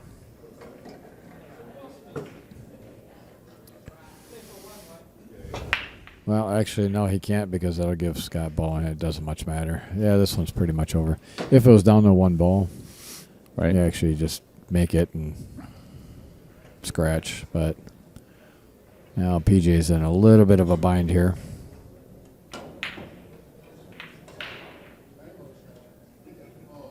Three-rail the 8 ball. 3-rail the 8 and stick the cue ball right there. Either way, it doesn't matter. Even if PJ makes the rest of these balls, other than the 15, Right. he's still going to lose. Well, Not necessarily. Well, he can't get it out. No, but he can follow it in. But He it's can the last ball. No. He can make it. If he scratches with it, that ball comes out. Okay, then do that now. No, he can't because then you get ball in hand and Scott can take the 9 ball. Jeez. This is... Or the 3 ball or whatever. Yeah. You have to do it at the last ball. It's the only time it can really be done, or else you're given. Or if every other ball is up in the kitchen, you can do that. You know what I mean? Well, it's doing what I said. 3 really 8. Yeah, a little short. Yep, he gave it up. He knew it as soon as he hit it. Yes, sir. All right, that's going to give Scott Frost a 2-1 lead, so he is on the hill.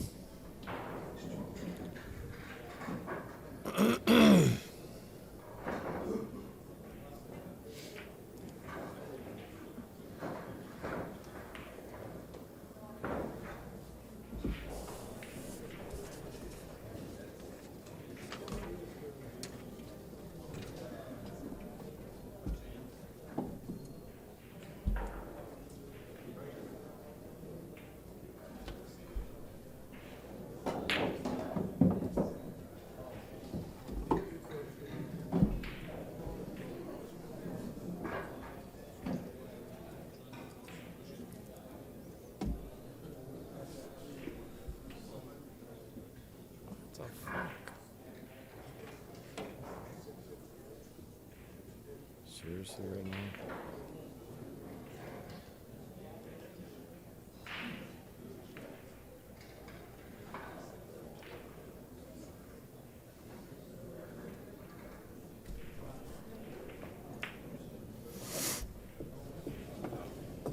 Shit, how big is this? How big is this?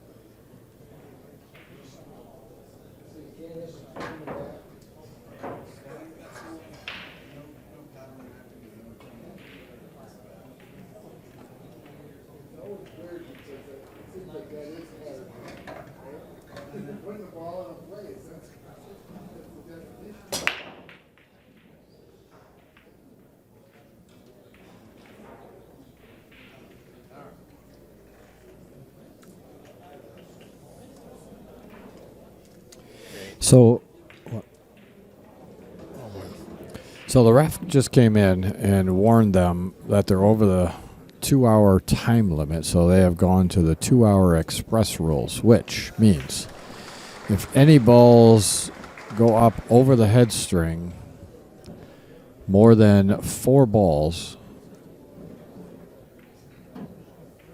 are past that. I don't know if it's 2.5 hours. Whatever balls above 4 are past the head string. Sorry, we got a lot of noise in the background. Hang on a second. So say there's 7 balls that are past the head string. 3 of them have to go back to the other end of the table and spotted. And those 3 are the ones that are closest to the short rail on the break side. So if there's 7, you bring back 3. If there's 9, you bring back 5. What side did PJ break from? Did you see? Scott broke from the right side. Okay. Yeah, names are right.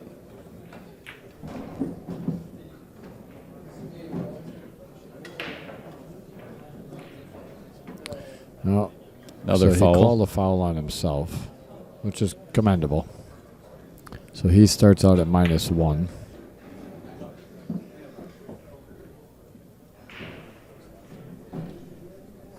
There's still 15 balls out there, right? Yep. Yeah, nothing's been pocketed.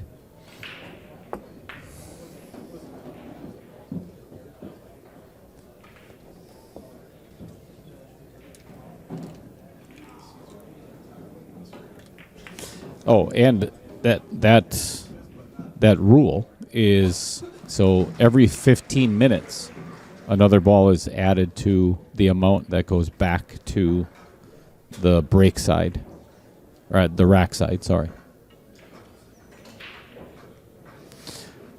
And you have to understand from Derby City Class that from their standpoint is if you allow one pocket's a slow game anyway. And if you allow all these matches to run over, you got to remember there's 512 players For 9 balls. Not one pocket, but you got 512 players. You got to get through a 9 ball. You know what I mean? Right. So, well, even however many this started out with for one pocket matches. Yeah. Even if you let them go 10 or 15 minutes longer, each one of those matches, that turns into like 2 days extra time. Yep. So last year they went into Monday. Yep. So you just can't do that. So They don't want to do that again this year.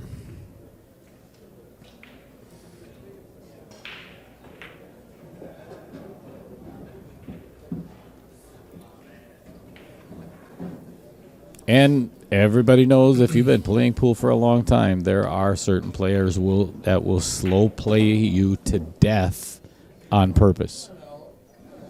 Just to win the match. You think, get in their head.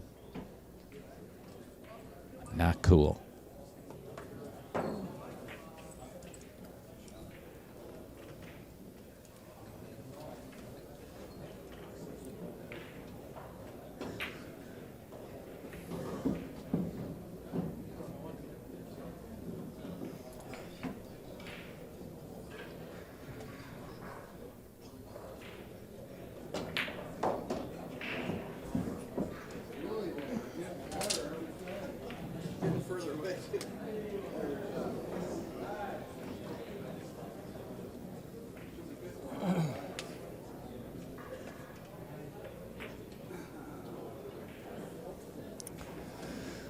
I guess so.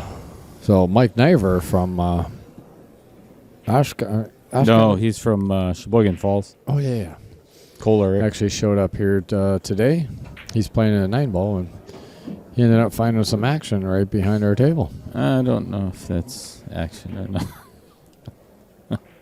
Well, they got coins on the table. Oh, do they really? Yes, sir. I guarantee you Mike's going to win. I would bet every penny that I have that Mike's going to win. Well, you don't know the guy that he's playing. I just watched a couple of shots. That's all I needed to see.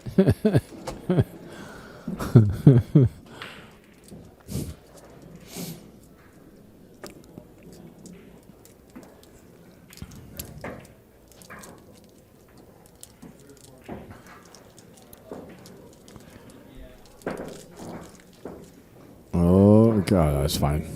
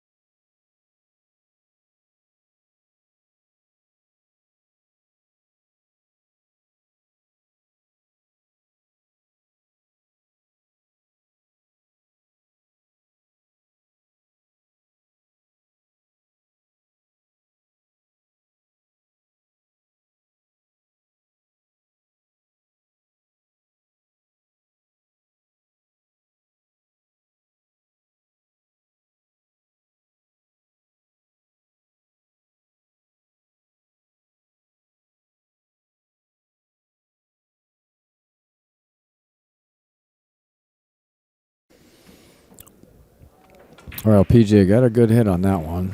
Left on about the same spot that Scott was before. Especially against Mike. And Scott Frost put him right back about where he was before.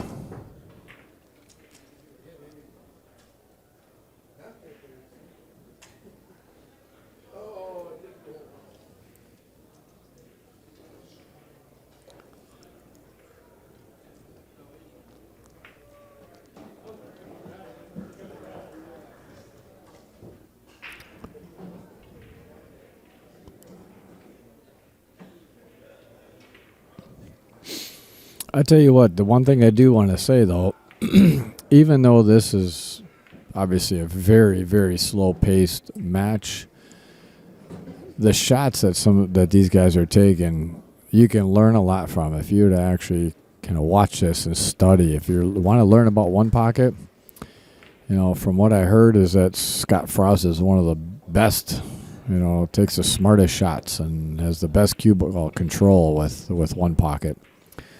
So if you want to learn something, study this video.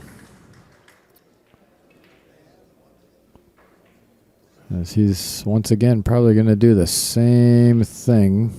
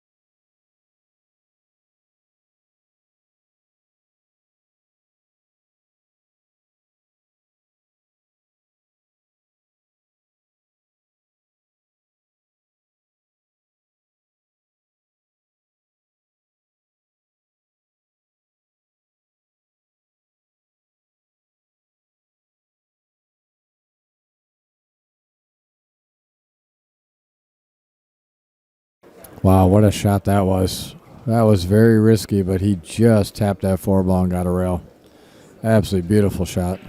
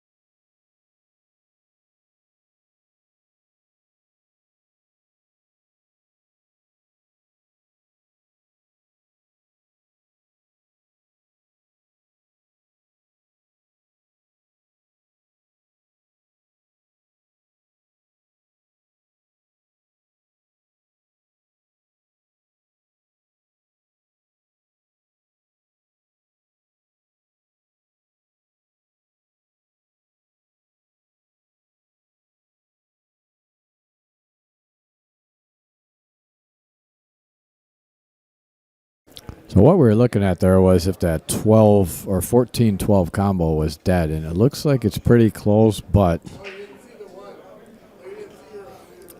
I don't think he's going to take that chance to kind of pretty much break everything up at that point.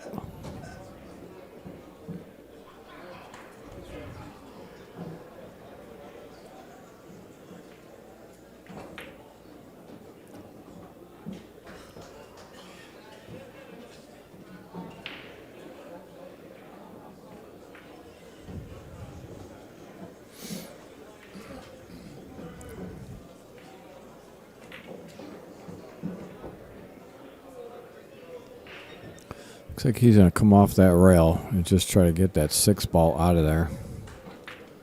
Hit the side of it and did just that. They haven't even put a ball in yet. Yeah. That's a little excessive, though.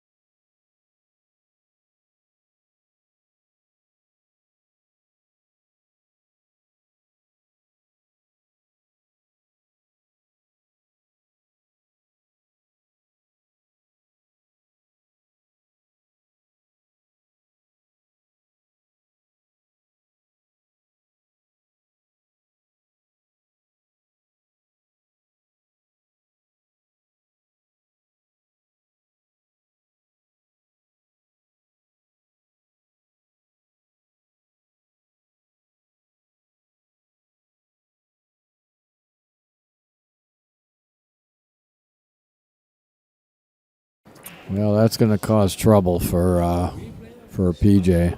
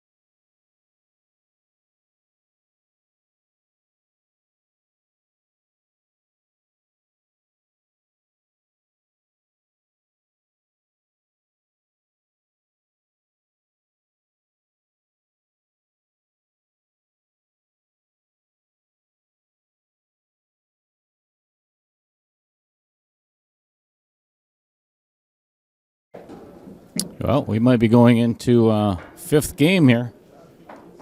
Get it to a hill match.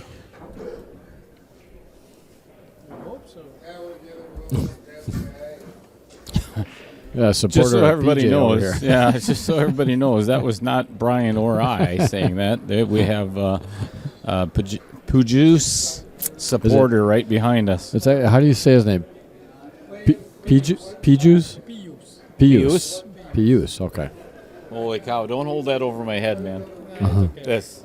No, seriously.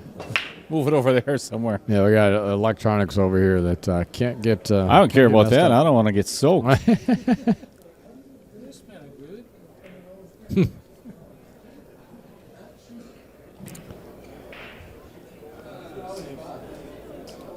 Yeah.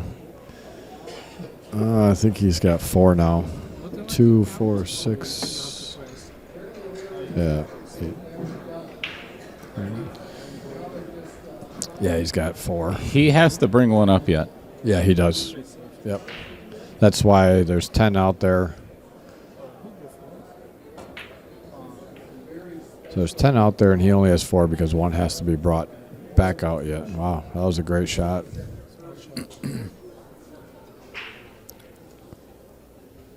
Okay, there's the ball back up.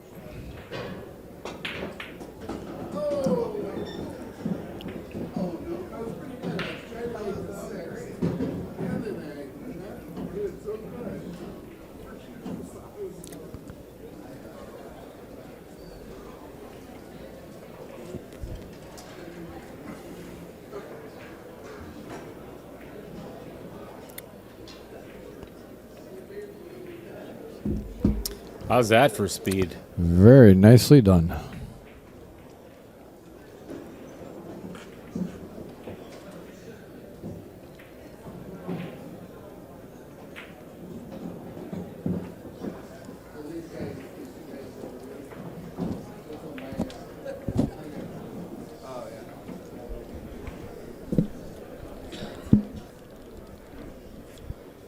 All right.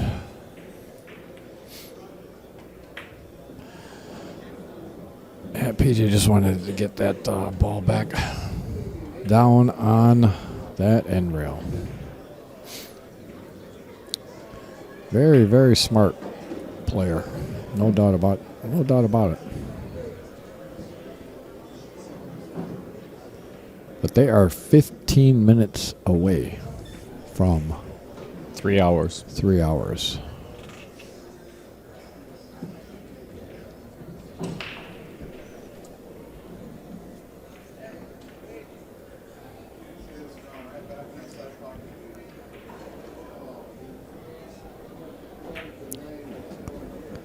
Oh, Scott did not look happy with that. He kind of looked down the line and kind of made a face like, not happy with that. Because I think he left access to that 4-ball off the end rail for PJ to knock it out of there.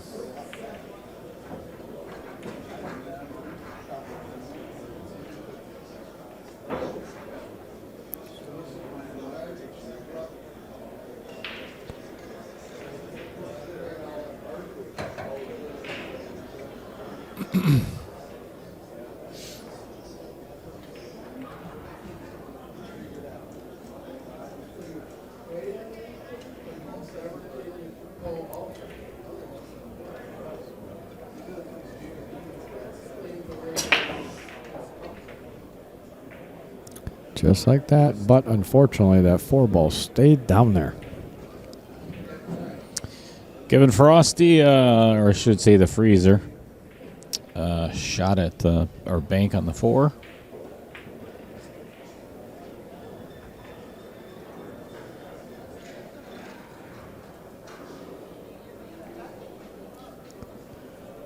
Let's get you the overhead view here and kind of take a look at what he's got. Looks like I don't know if he's got the angle to either draw back to get the 9 or to get, or even follow with a little right. There's not much angle there. I think he's. Yep, follow. Wow, nice shot. Yep, good shot. Very nice, but he is going to be jacked up over that ball, and he is a southpaw, so it's on the wrong side of the table. And he realizes that, as he's going to have to bring out his extension and more than likely the bridge, unless he thinks he can reach over the top.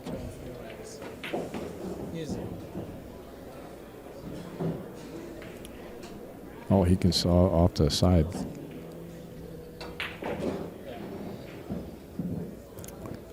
Came around nice for that. 2 for Scott. And I believe he's probably he's got the angle to shoot the 10, come back for the 2, shoot the 2, come back for the 6. Clear that lane, get back down to the 11. This could be trouble for Pijus.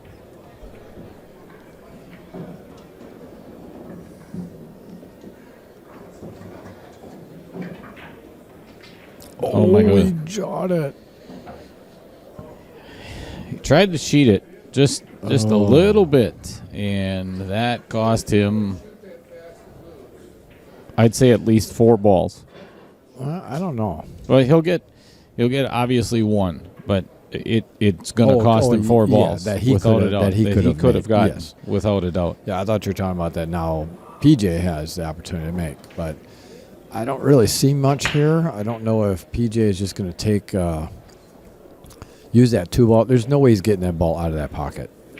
It's so deep in the pocket. So he may use the 2 ball, come off the long rail. You know what I mean? And just make that ball and get it over to the other side. What? What? Oh. I'm going to kill him. I'm seriously going to kill him. Uh-oh. Oh.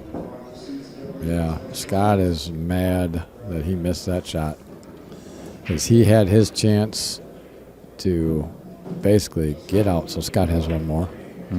He is furious with himself.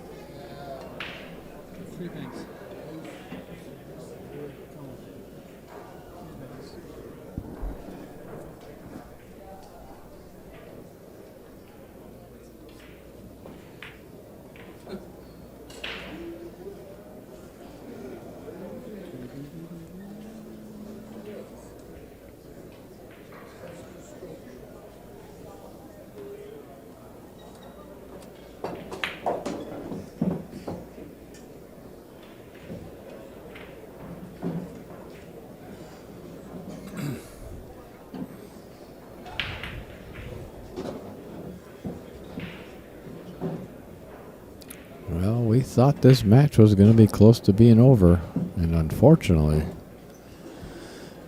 not the case. You might have a...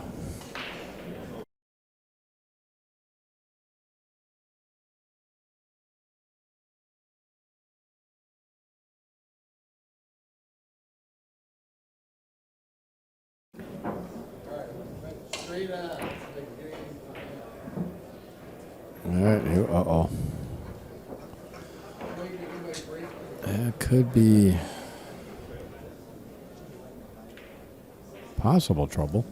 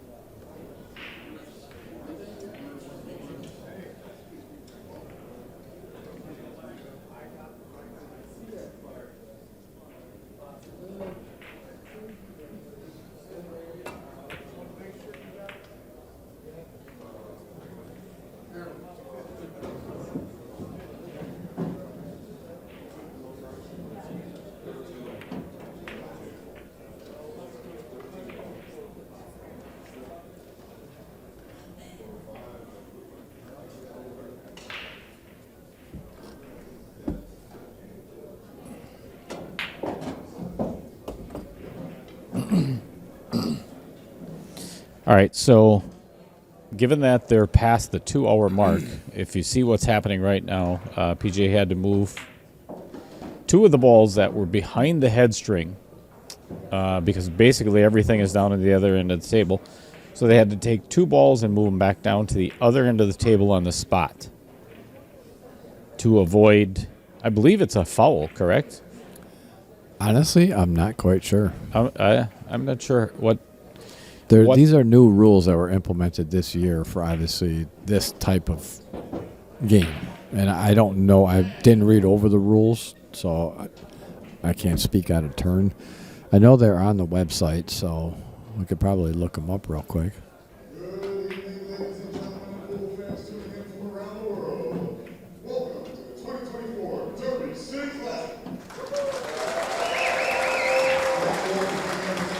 All right, we're going to mute this real quick because they have an announcement going on.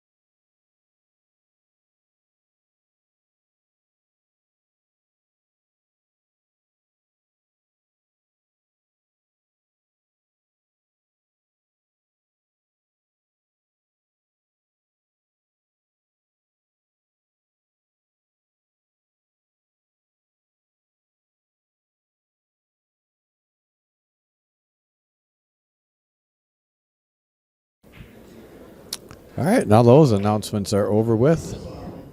Oh, I guess not. Kind of over with. Kind of over with. No, I think they're done. So with that being said, actually, we just had the announcement that one of our locals from Wisconsin, Justin Volk, is actually playing on the main table against Joshua Filler. Actually, Is I that think no one pocket? it's Justin Hall. Oh, it's Justin I think it's Hall? Justin Hall, not Justin Volk. Oh, I thought they said Justin Volk. Okay. My fault. I might be wrong. Let me go take a look. Yeah, take a look. I thought they said Justin. Maybe not. I could be wrong. I misheard it.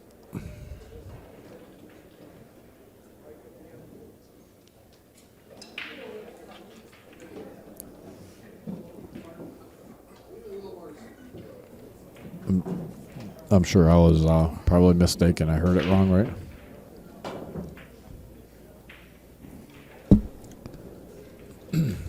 Did I hear it wrong?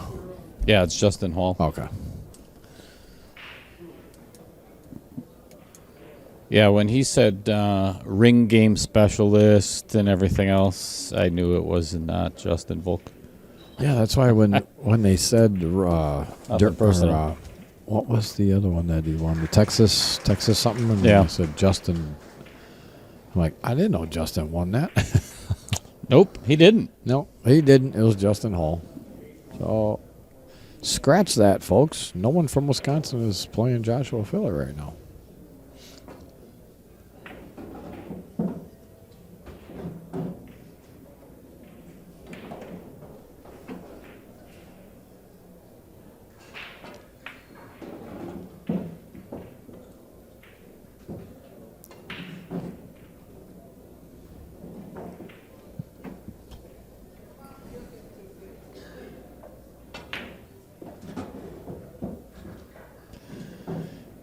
You know, I was going to look up. So what's after the 3 hour?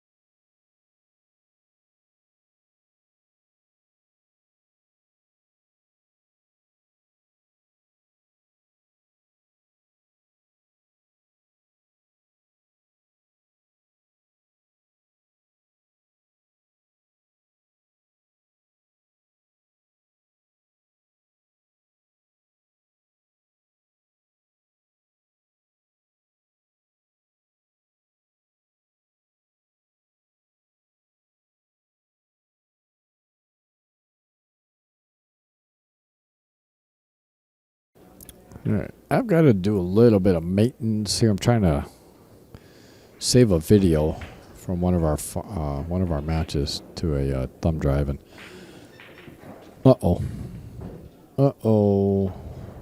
that could spell trouble. Well, maybe not, because all these balls are way up here, so it is going to definitely be 4-4 once this ball drops. But depending on where this ball rests, the cue ball ends up, going to determine whether or not he's going to get any more balls.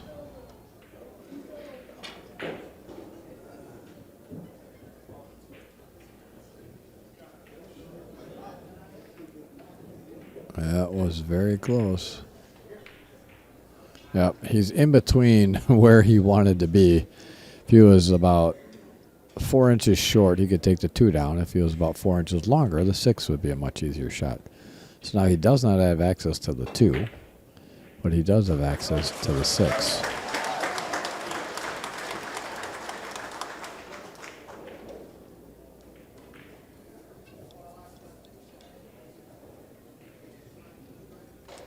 Whether he decides to attack it or not is another story.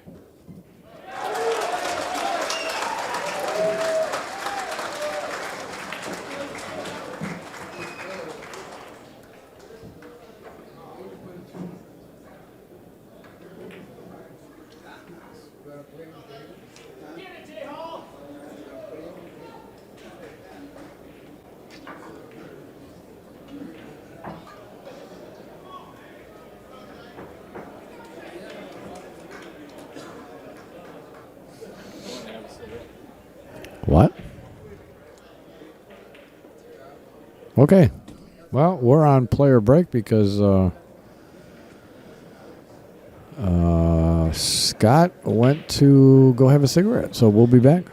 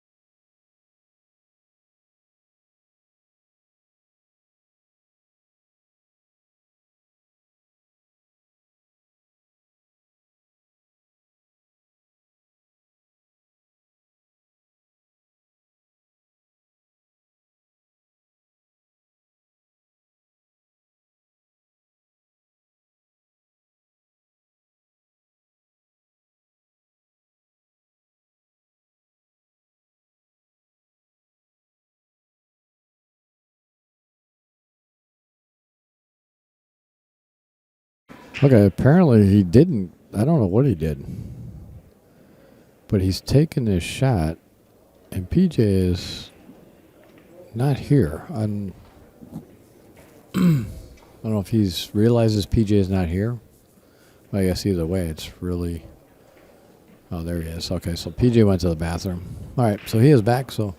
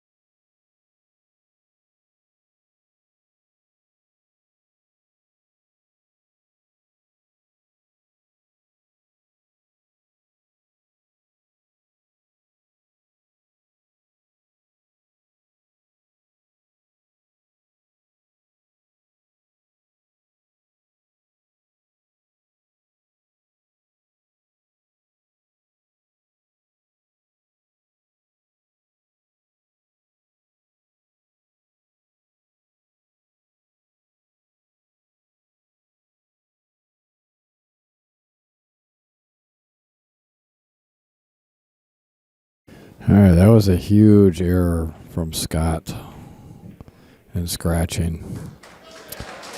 That gave PJ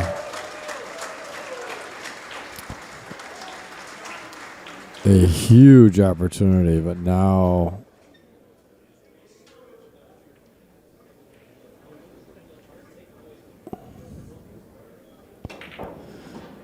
ooh, PJ missing that one did not help his cause very much.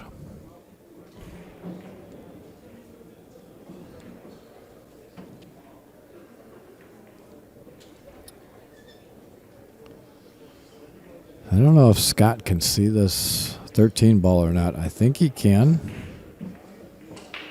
but I'm not quite sure.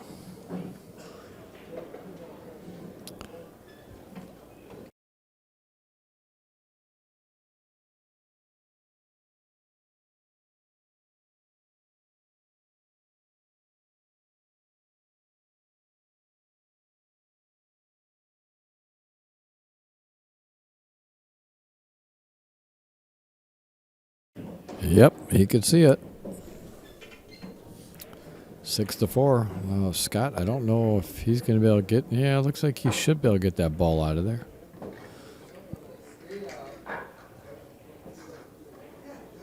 It's a tough one because he doesn't want to double kiss it to leave it there, and he doesn't want to scratch either.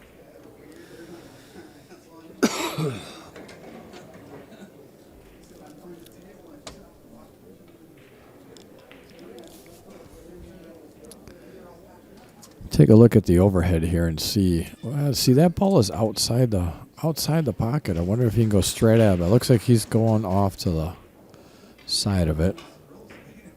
Wow, what a nice shot! That's impressive. Wow, beauty. Now, obviously,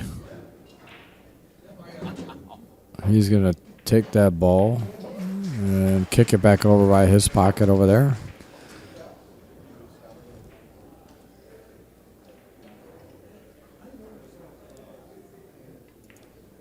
Wow, that was a great shot.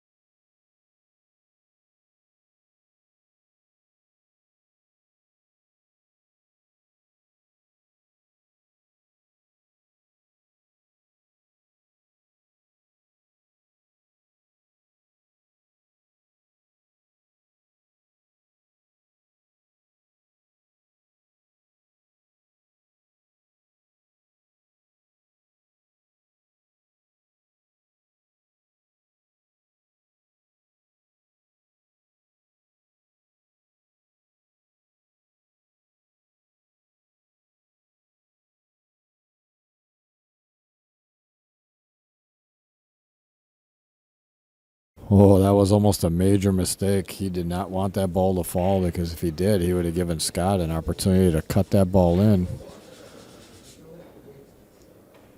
and then possibly get on the 7 ball. So he got very fortunate with that, and he kind of laughed at it too when he saw that ball almost go in. He's like, that could have been disastrous.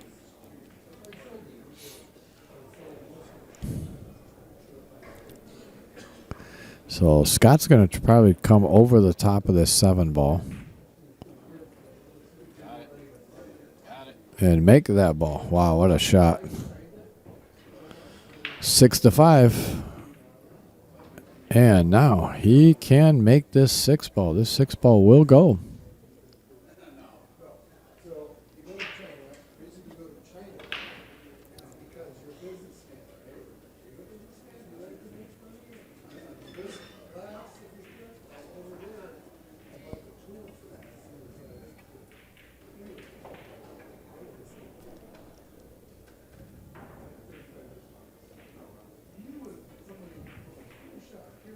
No, missed it.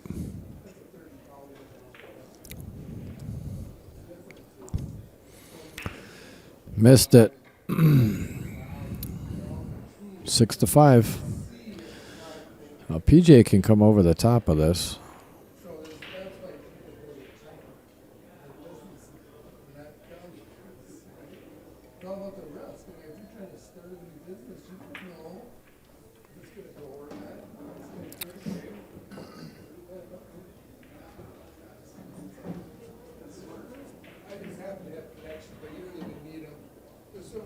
Oof. Thought he made it.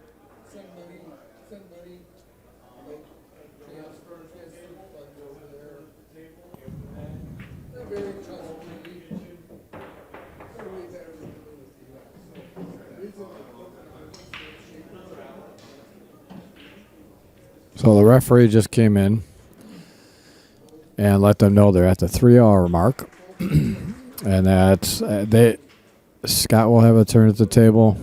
PJ will have a turn at the table. Then they'd have to bring, I think, 2 balls down to the spot.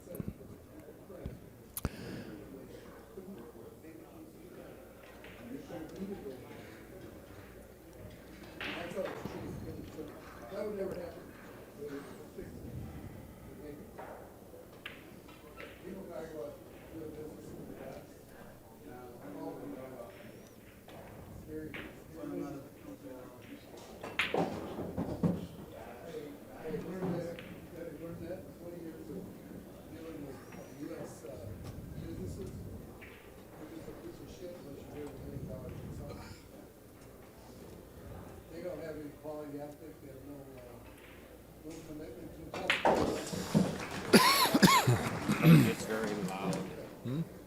Like it's very loud. When he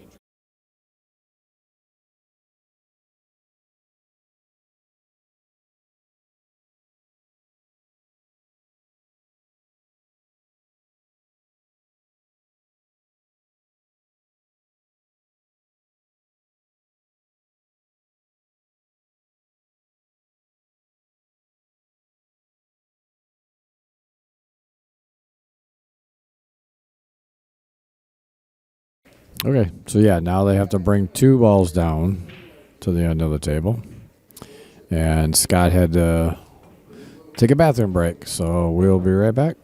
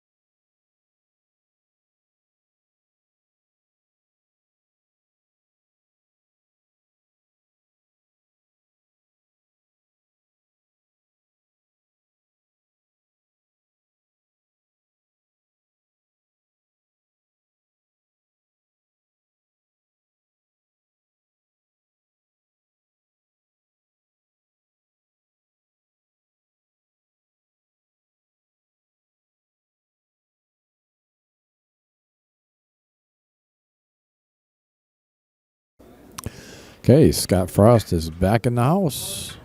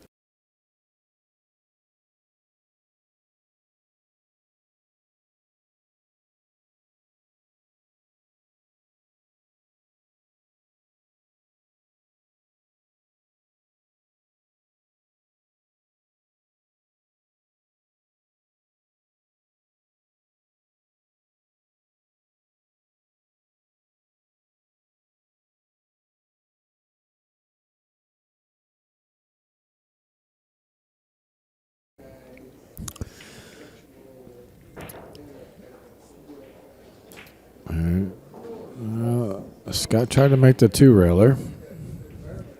Was not successful. 2 balls are down at the end on the spot now. Now they got to consider those.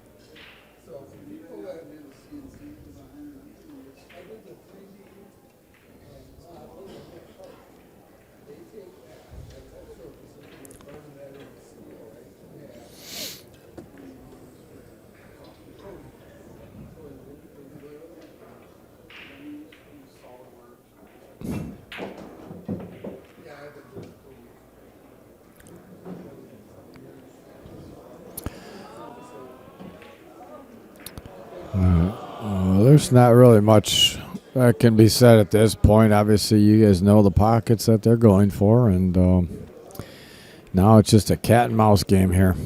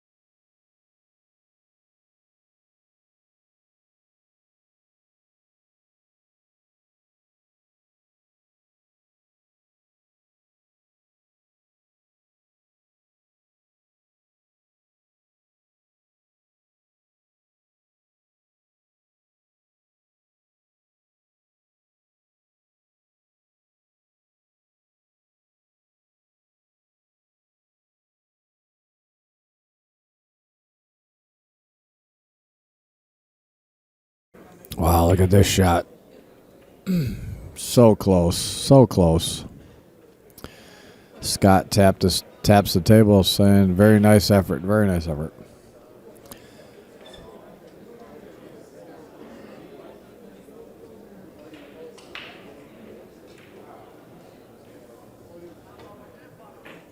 And he's just going to move that ball back up. But now he's going to have another chance at the same shot almost.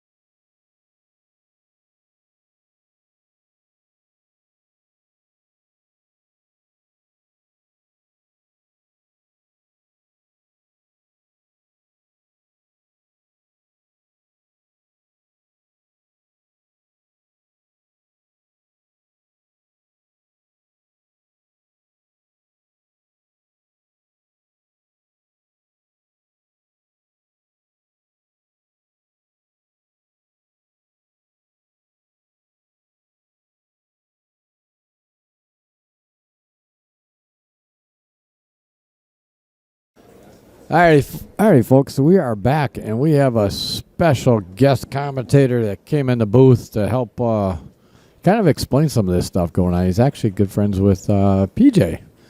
We have, you want to introduce yourself? Tim? The Reuter, the Rooter. The Rooter, the Reuter. Netherlands boy, Netherlands kid.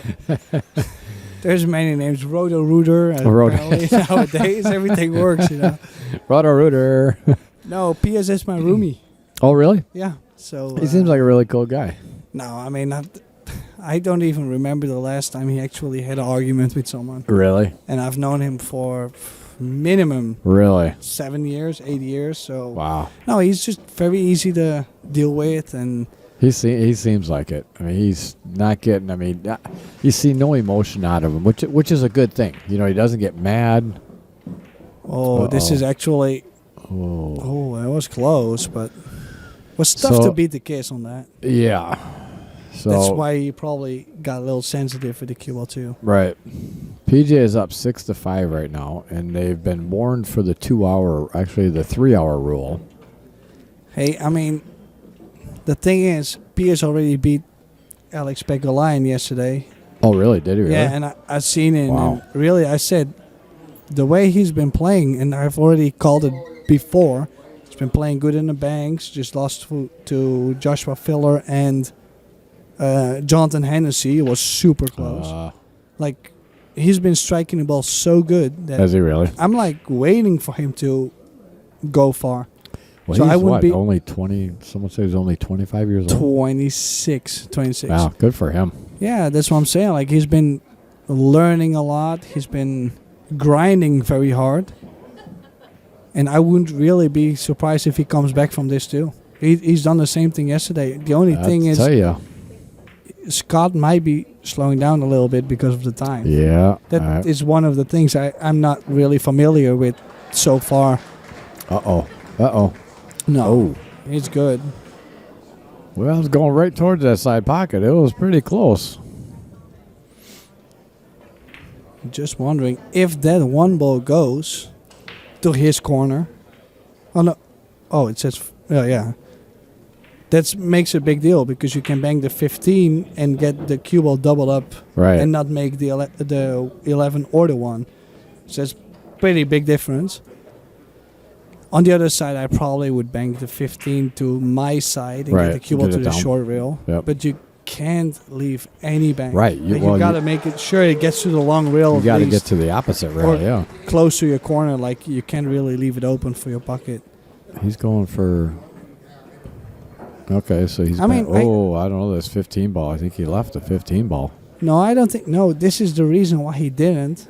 The 1 is in a great position that blocks a lot of Yeah, I bangs. suppose, yeah. So the reason why he chose the 11 ball to get that ball on his side, but he was never going to leave Because something. the 1 ball was... The 1 ball is, is basically blocking all the balls. Yep. Or the bangs at least. It's blocking most of the lanes.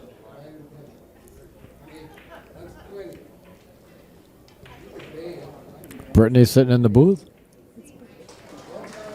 What? Yeah, we got quite the fans so far. I mean, it's been a good match. Oh, yeah. It's been a great match. Let's see. From this side, really, it's a tough call. If he bangs the 11, he's going to sell out the 15. If he does something... I mean, most of the time, I don't see much. He has to stall. I don't see any... Well, he's going really aggressive trying to make something, but... I was going to say he has to stall. Yeah, unfortunately, I think... The only thing I'm not familiar with is all the rules, like the new rules. I think it's based on the referee still, but... I just looked them up, and after the 3-hour rule... hand me my phone for a second, please. So... Here is the 3-hour express rule. So you could probably better explain. So now, if there are more than 2 balls up in the kitchen, every ball has to come down to the spot. Well, the good news is at least they're at the end game anyways in this rack. Yeah, but if PJ wins, we got one more game to play. Yeah, of course. Then it's going to be very interesting for sure. It's be very interesting.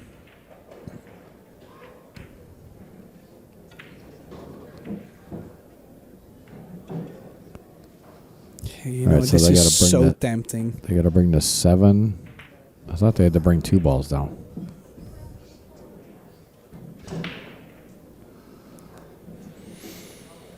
You need to find a way to at least get the cue ball to the bottom short rail, and hopefully get the 6 anywhere on the left side.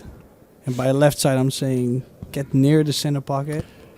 That would already be tough enough. Right. If he swings at the 15, knowing that he could leave the 6.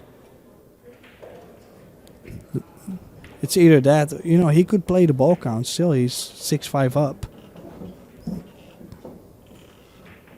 So now they're at the stage that every third ball comes back into play, if I'm correct. I don't know. Because he just spotted a ball that... Well, it's if they're above the head string. Yeah. Everything So the third ball in yes. the kitchen. Yeah. So when the third ball comes in, then the one closest to the head rail actually gets spotted. Oh, and it's not do you great. Like You think that... I'm doubting ball? if he can bank the 6 and bring the cue ball behind the 11. Of course, you can sell out the game too. Like there's big risk. Right. But if you get it covered, it's a game winner. Because I don't think he can get to that 15. You might be able to see that. See, it looks... No, I don't think he get to that 15 thick enough unless he has to hit it thin. Yeah, it's a little tough to see that.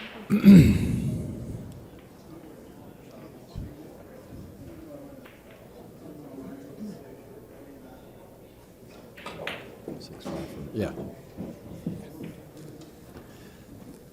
Did he text you that? Oh, basically, Piers was texting me the score. Oh. While I was not here, he was texting us. Well, we have a little group. Oh, okay. No, I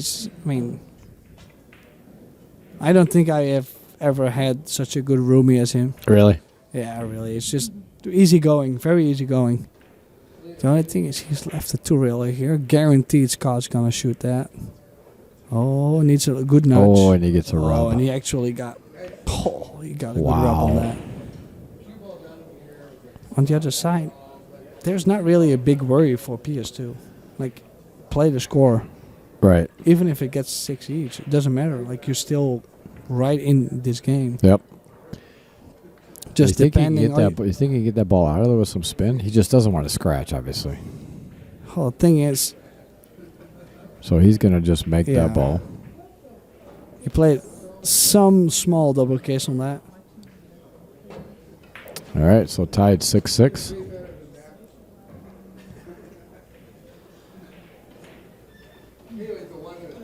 Well, the only thing actually impresses me is that Piers the last 2 days really...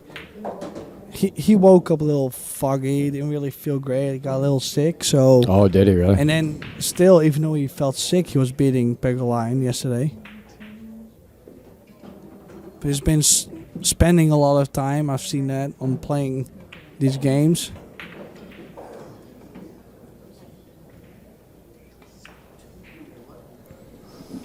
It's probably gonna... He needs to get something going on to his corner, to his left long rail at least. Get the cue ball back down. Yeah, because... It could also soft roll on the 1, leave nothing, but he was trying to at least get the distance, Like, right. It's really easy to cross, at least straight back the 15. Right. But by playing the stun, you don't have the speed down. Looks like Scott's going to try the 3-railer. Needs to forward the cue ball a bit, though. Can't leave it. I was going to say, can't leave it right there, and didn't really look that great. Like, I understand why he did that, but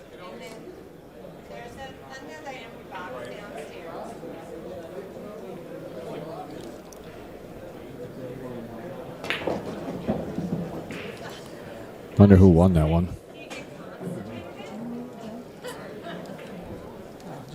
I like to do this.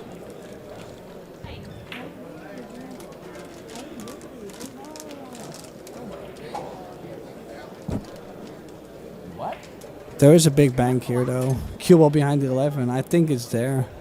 I'm not sure if he can hold a perfect speed on this, but Cue ball behind the 11, but then he could sell out with that one ball. He could catch it thicker. Depending on the speed, like you can hit it thinner, cue ball will have more speed. Right. Or thicker with a hair of spin. Like you don't have to play max spin on everything you play. Oh. And basically, if you bring the one ball over, look at the cue ball. Listen, this cue ball is a winner. Well, I mean, he's not happy. I'm wondering what Why is he not happy? Well, the thing is, obviously, he knows that if Pijus makes the 11, and Pijus is a straight shooter, so if he makes the 11 and he gets the bank on, you see, comes down for the bank. It's kind of a free shot. You don't make the 11, you have a cross corner on the 1. But then still, I mean, what else did he play for? That's what I'm wondering. Like, why did he feel disappointed if he played the shot? Right. What more did he want to have? Right. You don't think it'd be wise for PJ to run into? Oh no, he's gonna. I'd like to see the kid make this. This would be a phenomenal shot. Wow. That's what I'm saying. Listen, wow. This dude is top notch. He's cow. on the hill. He needs to make one. Wow. And really, last year on the World 9-Ball Tour, he's been showing himself too. I think Is he really? Semi-final in the Spanish Open. Really? And he's so unknown, and he actually deserves more respect, in my opinion. Oh, got that short. thick. Short. You know, and it just depending on the cue ball. Oh, okay. So now, actually, I think he just went for it to get the game, because the leave he left is really good for Scott. A little wide. No, not that good. Favorable for Piers would be to get a ball out of play in front of any top corner or side pocket. For now, he'll be trying to survive at least, because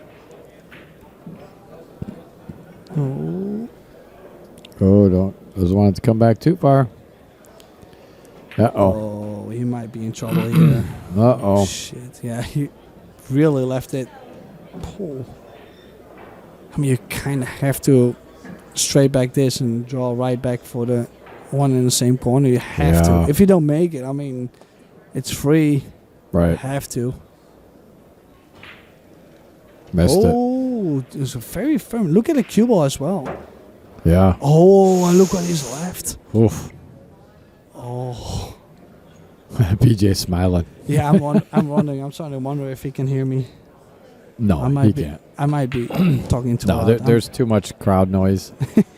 True. And with this here, he just laughed at me right away. So. Oh, you filming him? Oh, thought you were filming him. Oh, there it is. Well, there it is. 2 each. There it is. Alrighty. 2-2. Listen, I'll tell you, really, this guy already beat Alex Pegulain. I am not surprised at all if he beats Scott here. I tell you what, he's impressing the hell out of me. That's for sure. I know one pocket, but I don't obviously know it as well as you guys, because you guys play it more often. But just the way his game is and what kind of the balls he makes is just impressive as hell.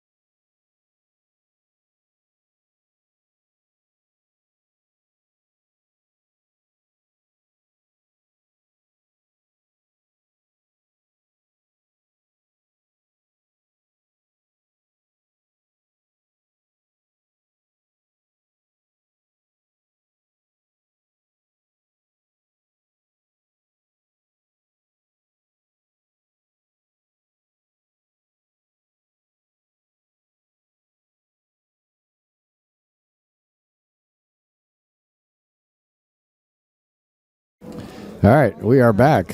So we are at the 3 hour and 45 minute mark. So after about 18 more, because even though we started the stream and it's kind of, we had like 3 minutes of ads to go through. So in about 18 minutes, they will be at the 4 hour mark.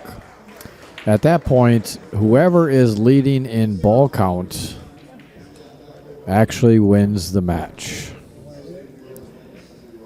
So it's going to be very, very important to get out ahead as quickly as possible, because if you don't, and that 4 hour mark comes around.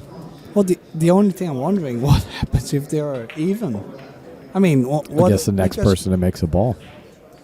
Yeah, of course, but I mean, if I were Pijus right here, I would be waiting as long as I can. Maybe get the 9-8 out, stick the cue ball behind the stack, and just wait. He's got the 11-12. Yeah, I like this. Just wait. Yeah, he doesn't have a horrible position, and Scott really needs to make something happen on this game. Yeah, he does.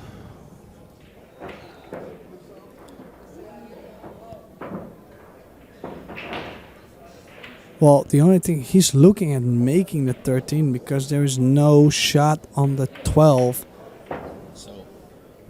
He will have to bank the cue ball 2 rails up to the short rail as well. Very tough.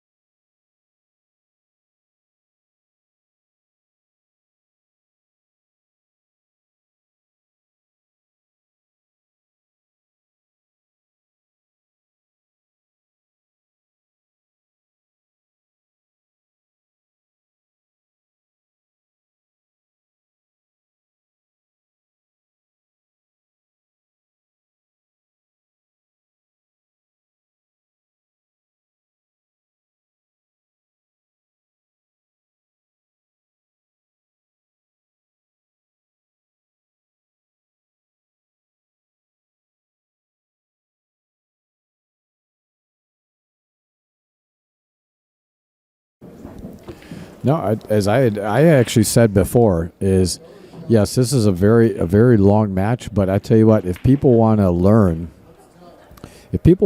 some really good shots in one pocket, this is going to be the match to watch. Because I mean, really, it's almost 4 hours long. Oh, if he makes his ball. Oh, we did not think about. Oh, what a shot! Wow! And he gets and he gets a 6. You know, this is such a big deal. They're playing only, what is it, 15, 20 minute mark. Make This two. and he could just stall. No. If he makes a 6, gets on the long rail for the 12, he's on 3. Then send all the balls up. Mm-hmm. Wow, that was a be huge honest, shot. You know, it looks very easy on the screen, but really that was a big shot. That was not an easy shot. I mean, the thing is, everyone's like, well, the pockets are big, you know. No, you should they're be not. making that They're shot. not that big. You No. know, you're not playing a dummy. You know, like you're playing a guy that could be running 8 and out and look at you and say, well, I just got there from the minute mark. Yes, sir. Well, that was perfect. I tell you, that was perfect. This guy is a champion, and nobody knows it. It's unreal. Good for him.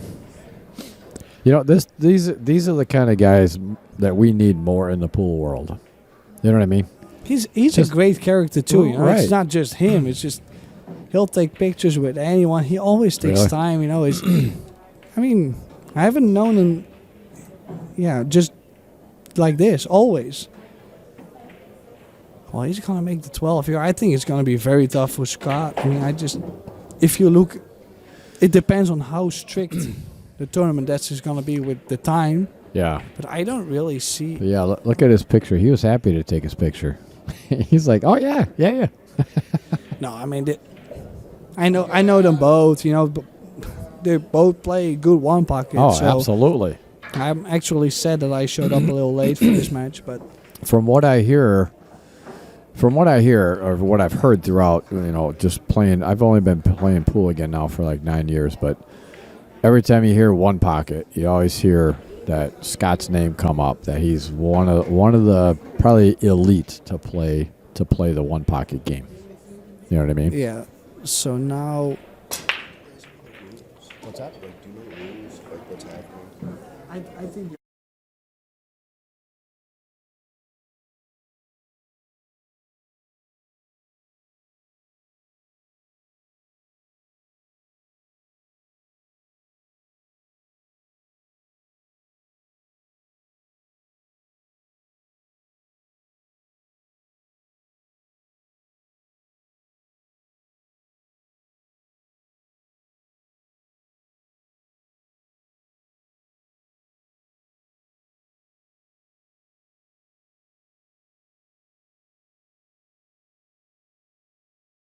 Yeah, so Scott just came by us, asked like, what does that really What happens do after to the me? 4 hour mark? And he needs to be swinging. Listen, I'd rather swing this 8 ball, for example, trying to get the 3 and literally blast it.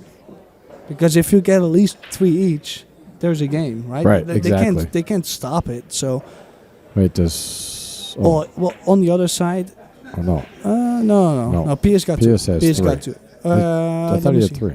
2, 4, 6, 8, 10, 12. Yeah, 3 for Pius. Yep. Yeah.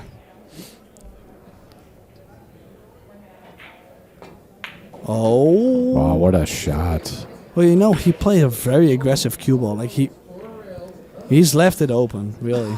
A little slower would have had really good protection too. Yeah. But he came to ask here, pretty like, cool hey shot. man, how much time do I have? So I Well, feel I'm just telling him how much time. Yeah. You know what I mean? yeah, but basically he's trying to feel what he can Right. do within the time. Right. And nothing has to do with the stream. It's just that Correct. the tournament directors, they will show up in some time and Yep. the And game's then, done. then he asked me if I knew what happens, and I told him the rule that basically it says in the rules on the website that after 4 hours, whoever is leading in ball count at that 4 hour mark wins the match. So he literally has, from what I see, it's 3 hours and 53 minutes, but it's about 10 minutes. Let's roughly say 10 minutes. Yeah. And of course, it's not like Pius is a slow player at all, so he's going to take his time and make sure he doesn't leak out anything. That's the main thing. Oh, absolutely. Send at least some balls up. That's the minimum. Yep. Send some balls up so you don't have your opponent run 8 on you. And just Correct. wait. Yeah.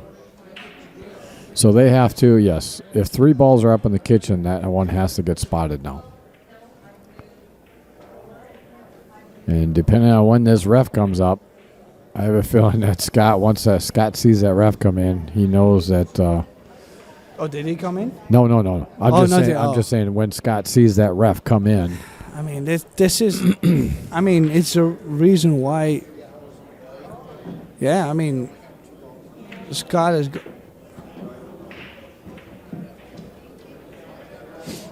He's doubting at the moment if Pius is on 3, but. No. I think he's asking. He's like, I'm wondering how much time I have. No. I don't know what. Yeah, because he's saying, do I have 5 minutes, 8 minutes, 10 minutes? You know what I mean? No, it might be time, yeah. Well, I mean, I told him basically. It's not our call. It's Yeah, so now it's basically on time, but it has nothing to do with how the tournament runs. I was just telling him how much time we've been on the air. Listen, we are now getting to a point where Pius is up 3-0. Yep. Of course, I mean, listen, of course I'm rooting for my buddy, but I understand Scott also. I get it too. I like one pocket where in this case you can still win the game, and now they're cutting off the game. I completely understand. It's just that. But it hurts because now he has to do something, yeah, which he feels he shouldn't be doing. I agree 100%. I agree. Because now he feels rushed. He feels like he has to do something that he normally wouldn't do. Play the wrong shot because you have to play the wrong Right. shot. So Right. I completely agree with Scott saying here. Yeah, and this is not our call at all. I've had nothing to do with this. We're just streaming it, and the ref came up and actually let them know what where they were in time. And when Scott came up and asked me what time, I told him, I said, how much time we have. It's roughly about 13 minutes. That would be about the 4-hour mark. And then he asked what the rule was then, and I just read it off the website. So I'm not making that call. I'm not calling the game. That's totally up to the tournament director and the referees when they come in, what they want to do. So, I mean, I actually think we are lucky to stream this game. Oh, really. absolutely. Everybody that's been viewing this till the end.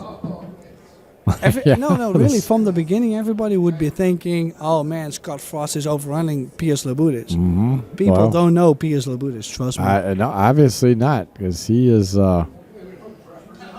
definitely one hell of a player, man. There's no doubt about that. Well, Scott was trying to hit that 8 and get the cue ball some kind of covered behind the 11-14. P.S. I think is. What time did they start? 8 exactly. Not exactly, because we have.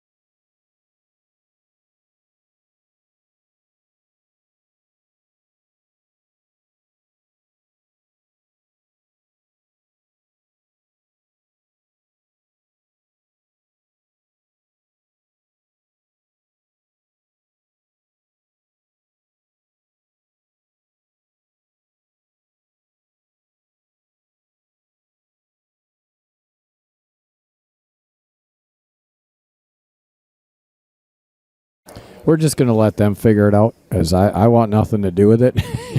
I want nothing to do with it. You know, it's just such an uncomfortable spot to be in anyways. Like, Yep. so I guess they're going by that we have 4 hours of playing and that there's like 7, 8 minutes going. I think that's what the tournament director just said. So I agree. That's fine. But Scott came and asked me how long we were playing, and I told him how long because I've got it on recording. So yeah. So listen, if the players are following this, it's not our thing anyways. Right. But if they're acting like we can make sure the hours are correct. yeah, I can't. You can't. Right? I mean, No, I mean that's.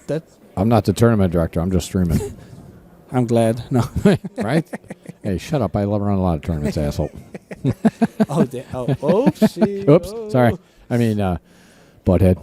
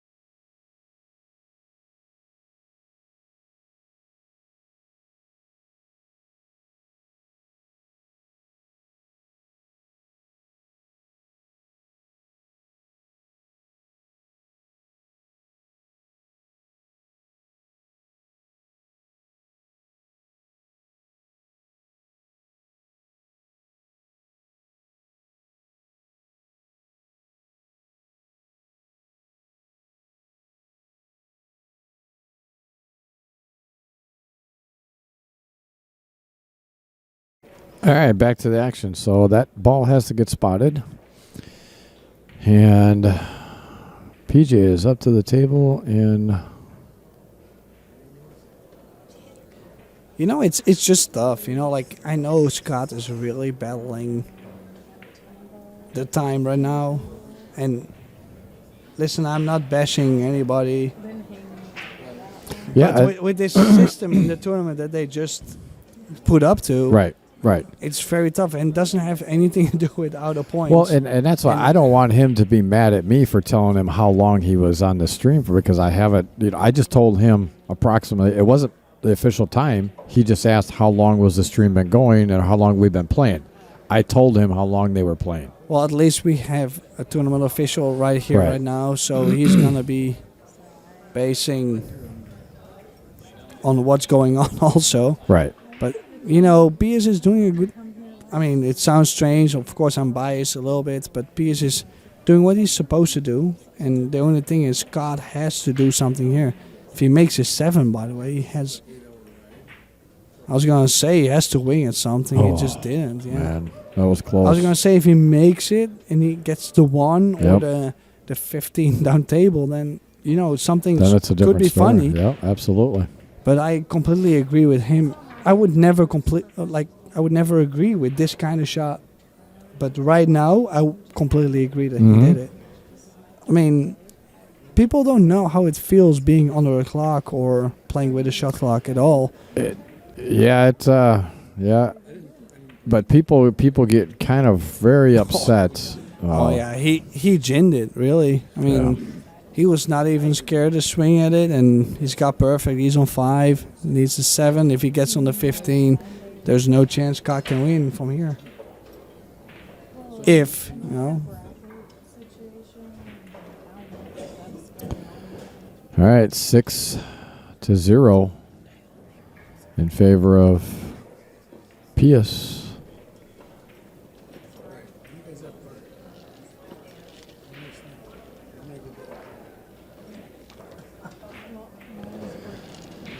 Seven to 0, and I think he is going to bank this 8 ball.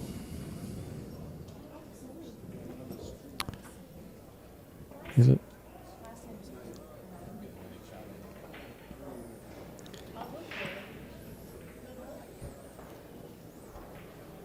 yeah, I mean, this is it. Pijus Labutis, champion from Lithuania, beats Scott Frost. Wow. Wow, this is a big match for him. That was pretty... Alex Pegulayan and Scott pretty Frost in a awesome. row. Let's Wow. see more from Pijus Labutis right here. Absolutely. Holy cow. Wow. That kid plays great. Good for him. That's awesome. All righty. Well, thank you all for tuning in to this 4-hour match, but it was a good match, though. I have to say, it was a phenomenal match. I mean, just the smarts and the play. If anybody wants to learn anything about One Pocket, this is the match to watch. They had some phenomenal shots that were played, and very, very smart about what they did. So, Tim, thanks for stepping on in again, man. I appreciate it. Of course, Tim the Rooter checking out. Checking out. So is Hallelujah Hollenbeck. We will see you at the next one. Thanks for having me.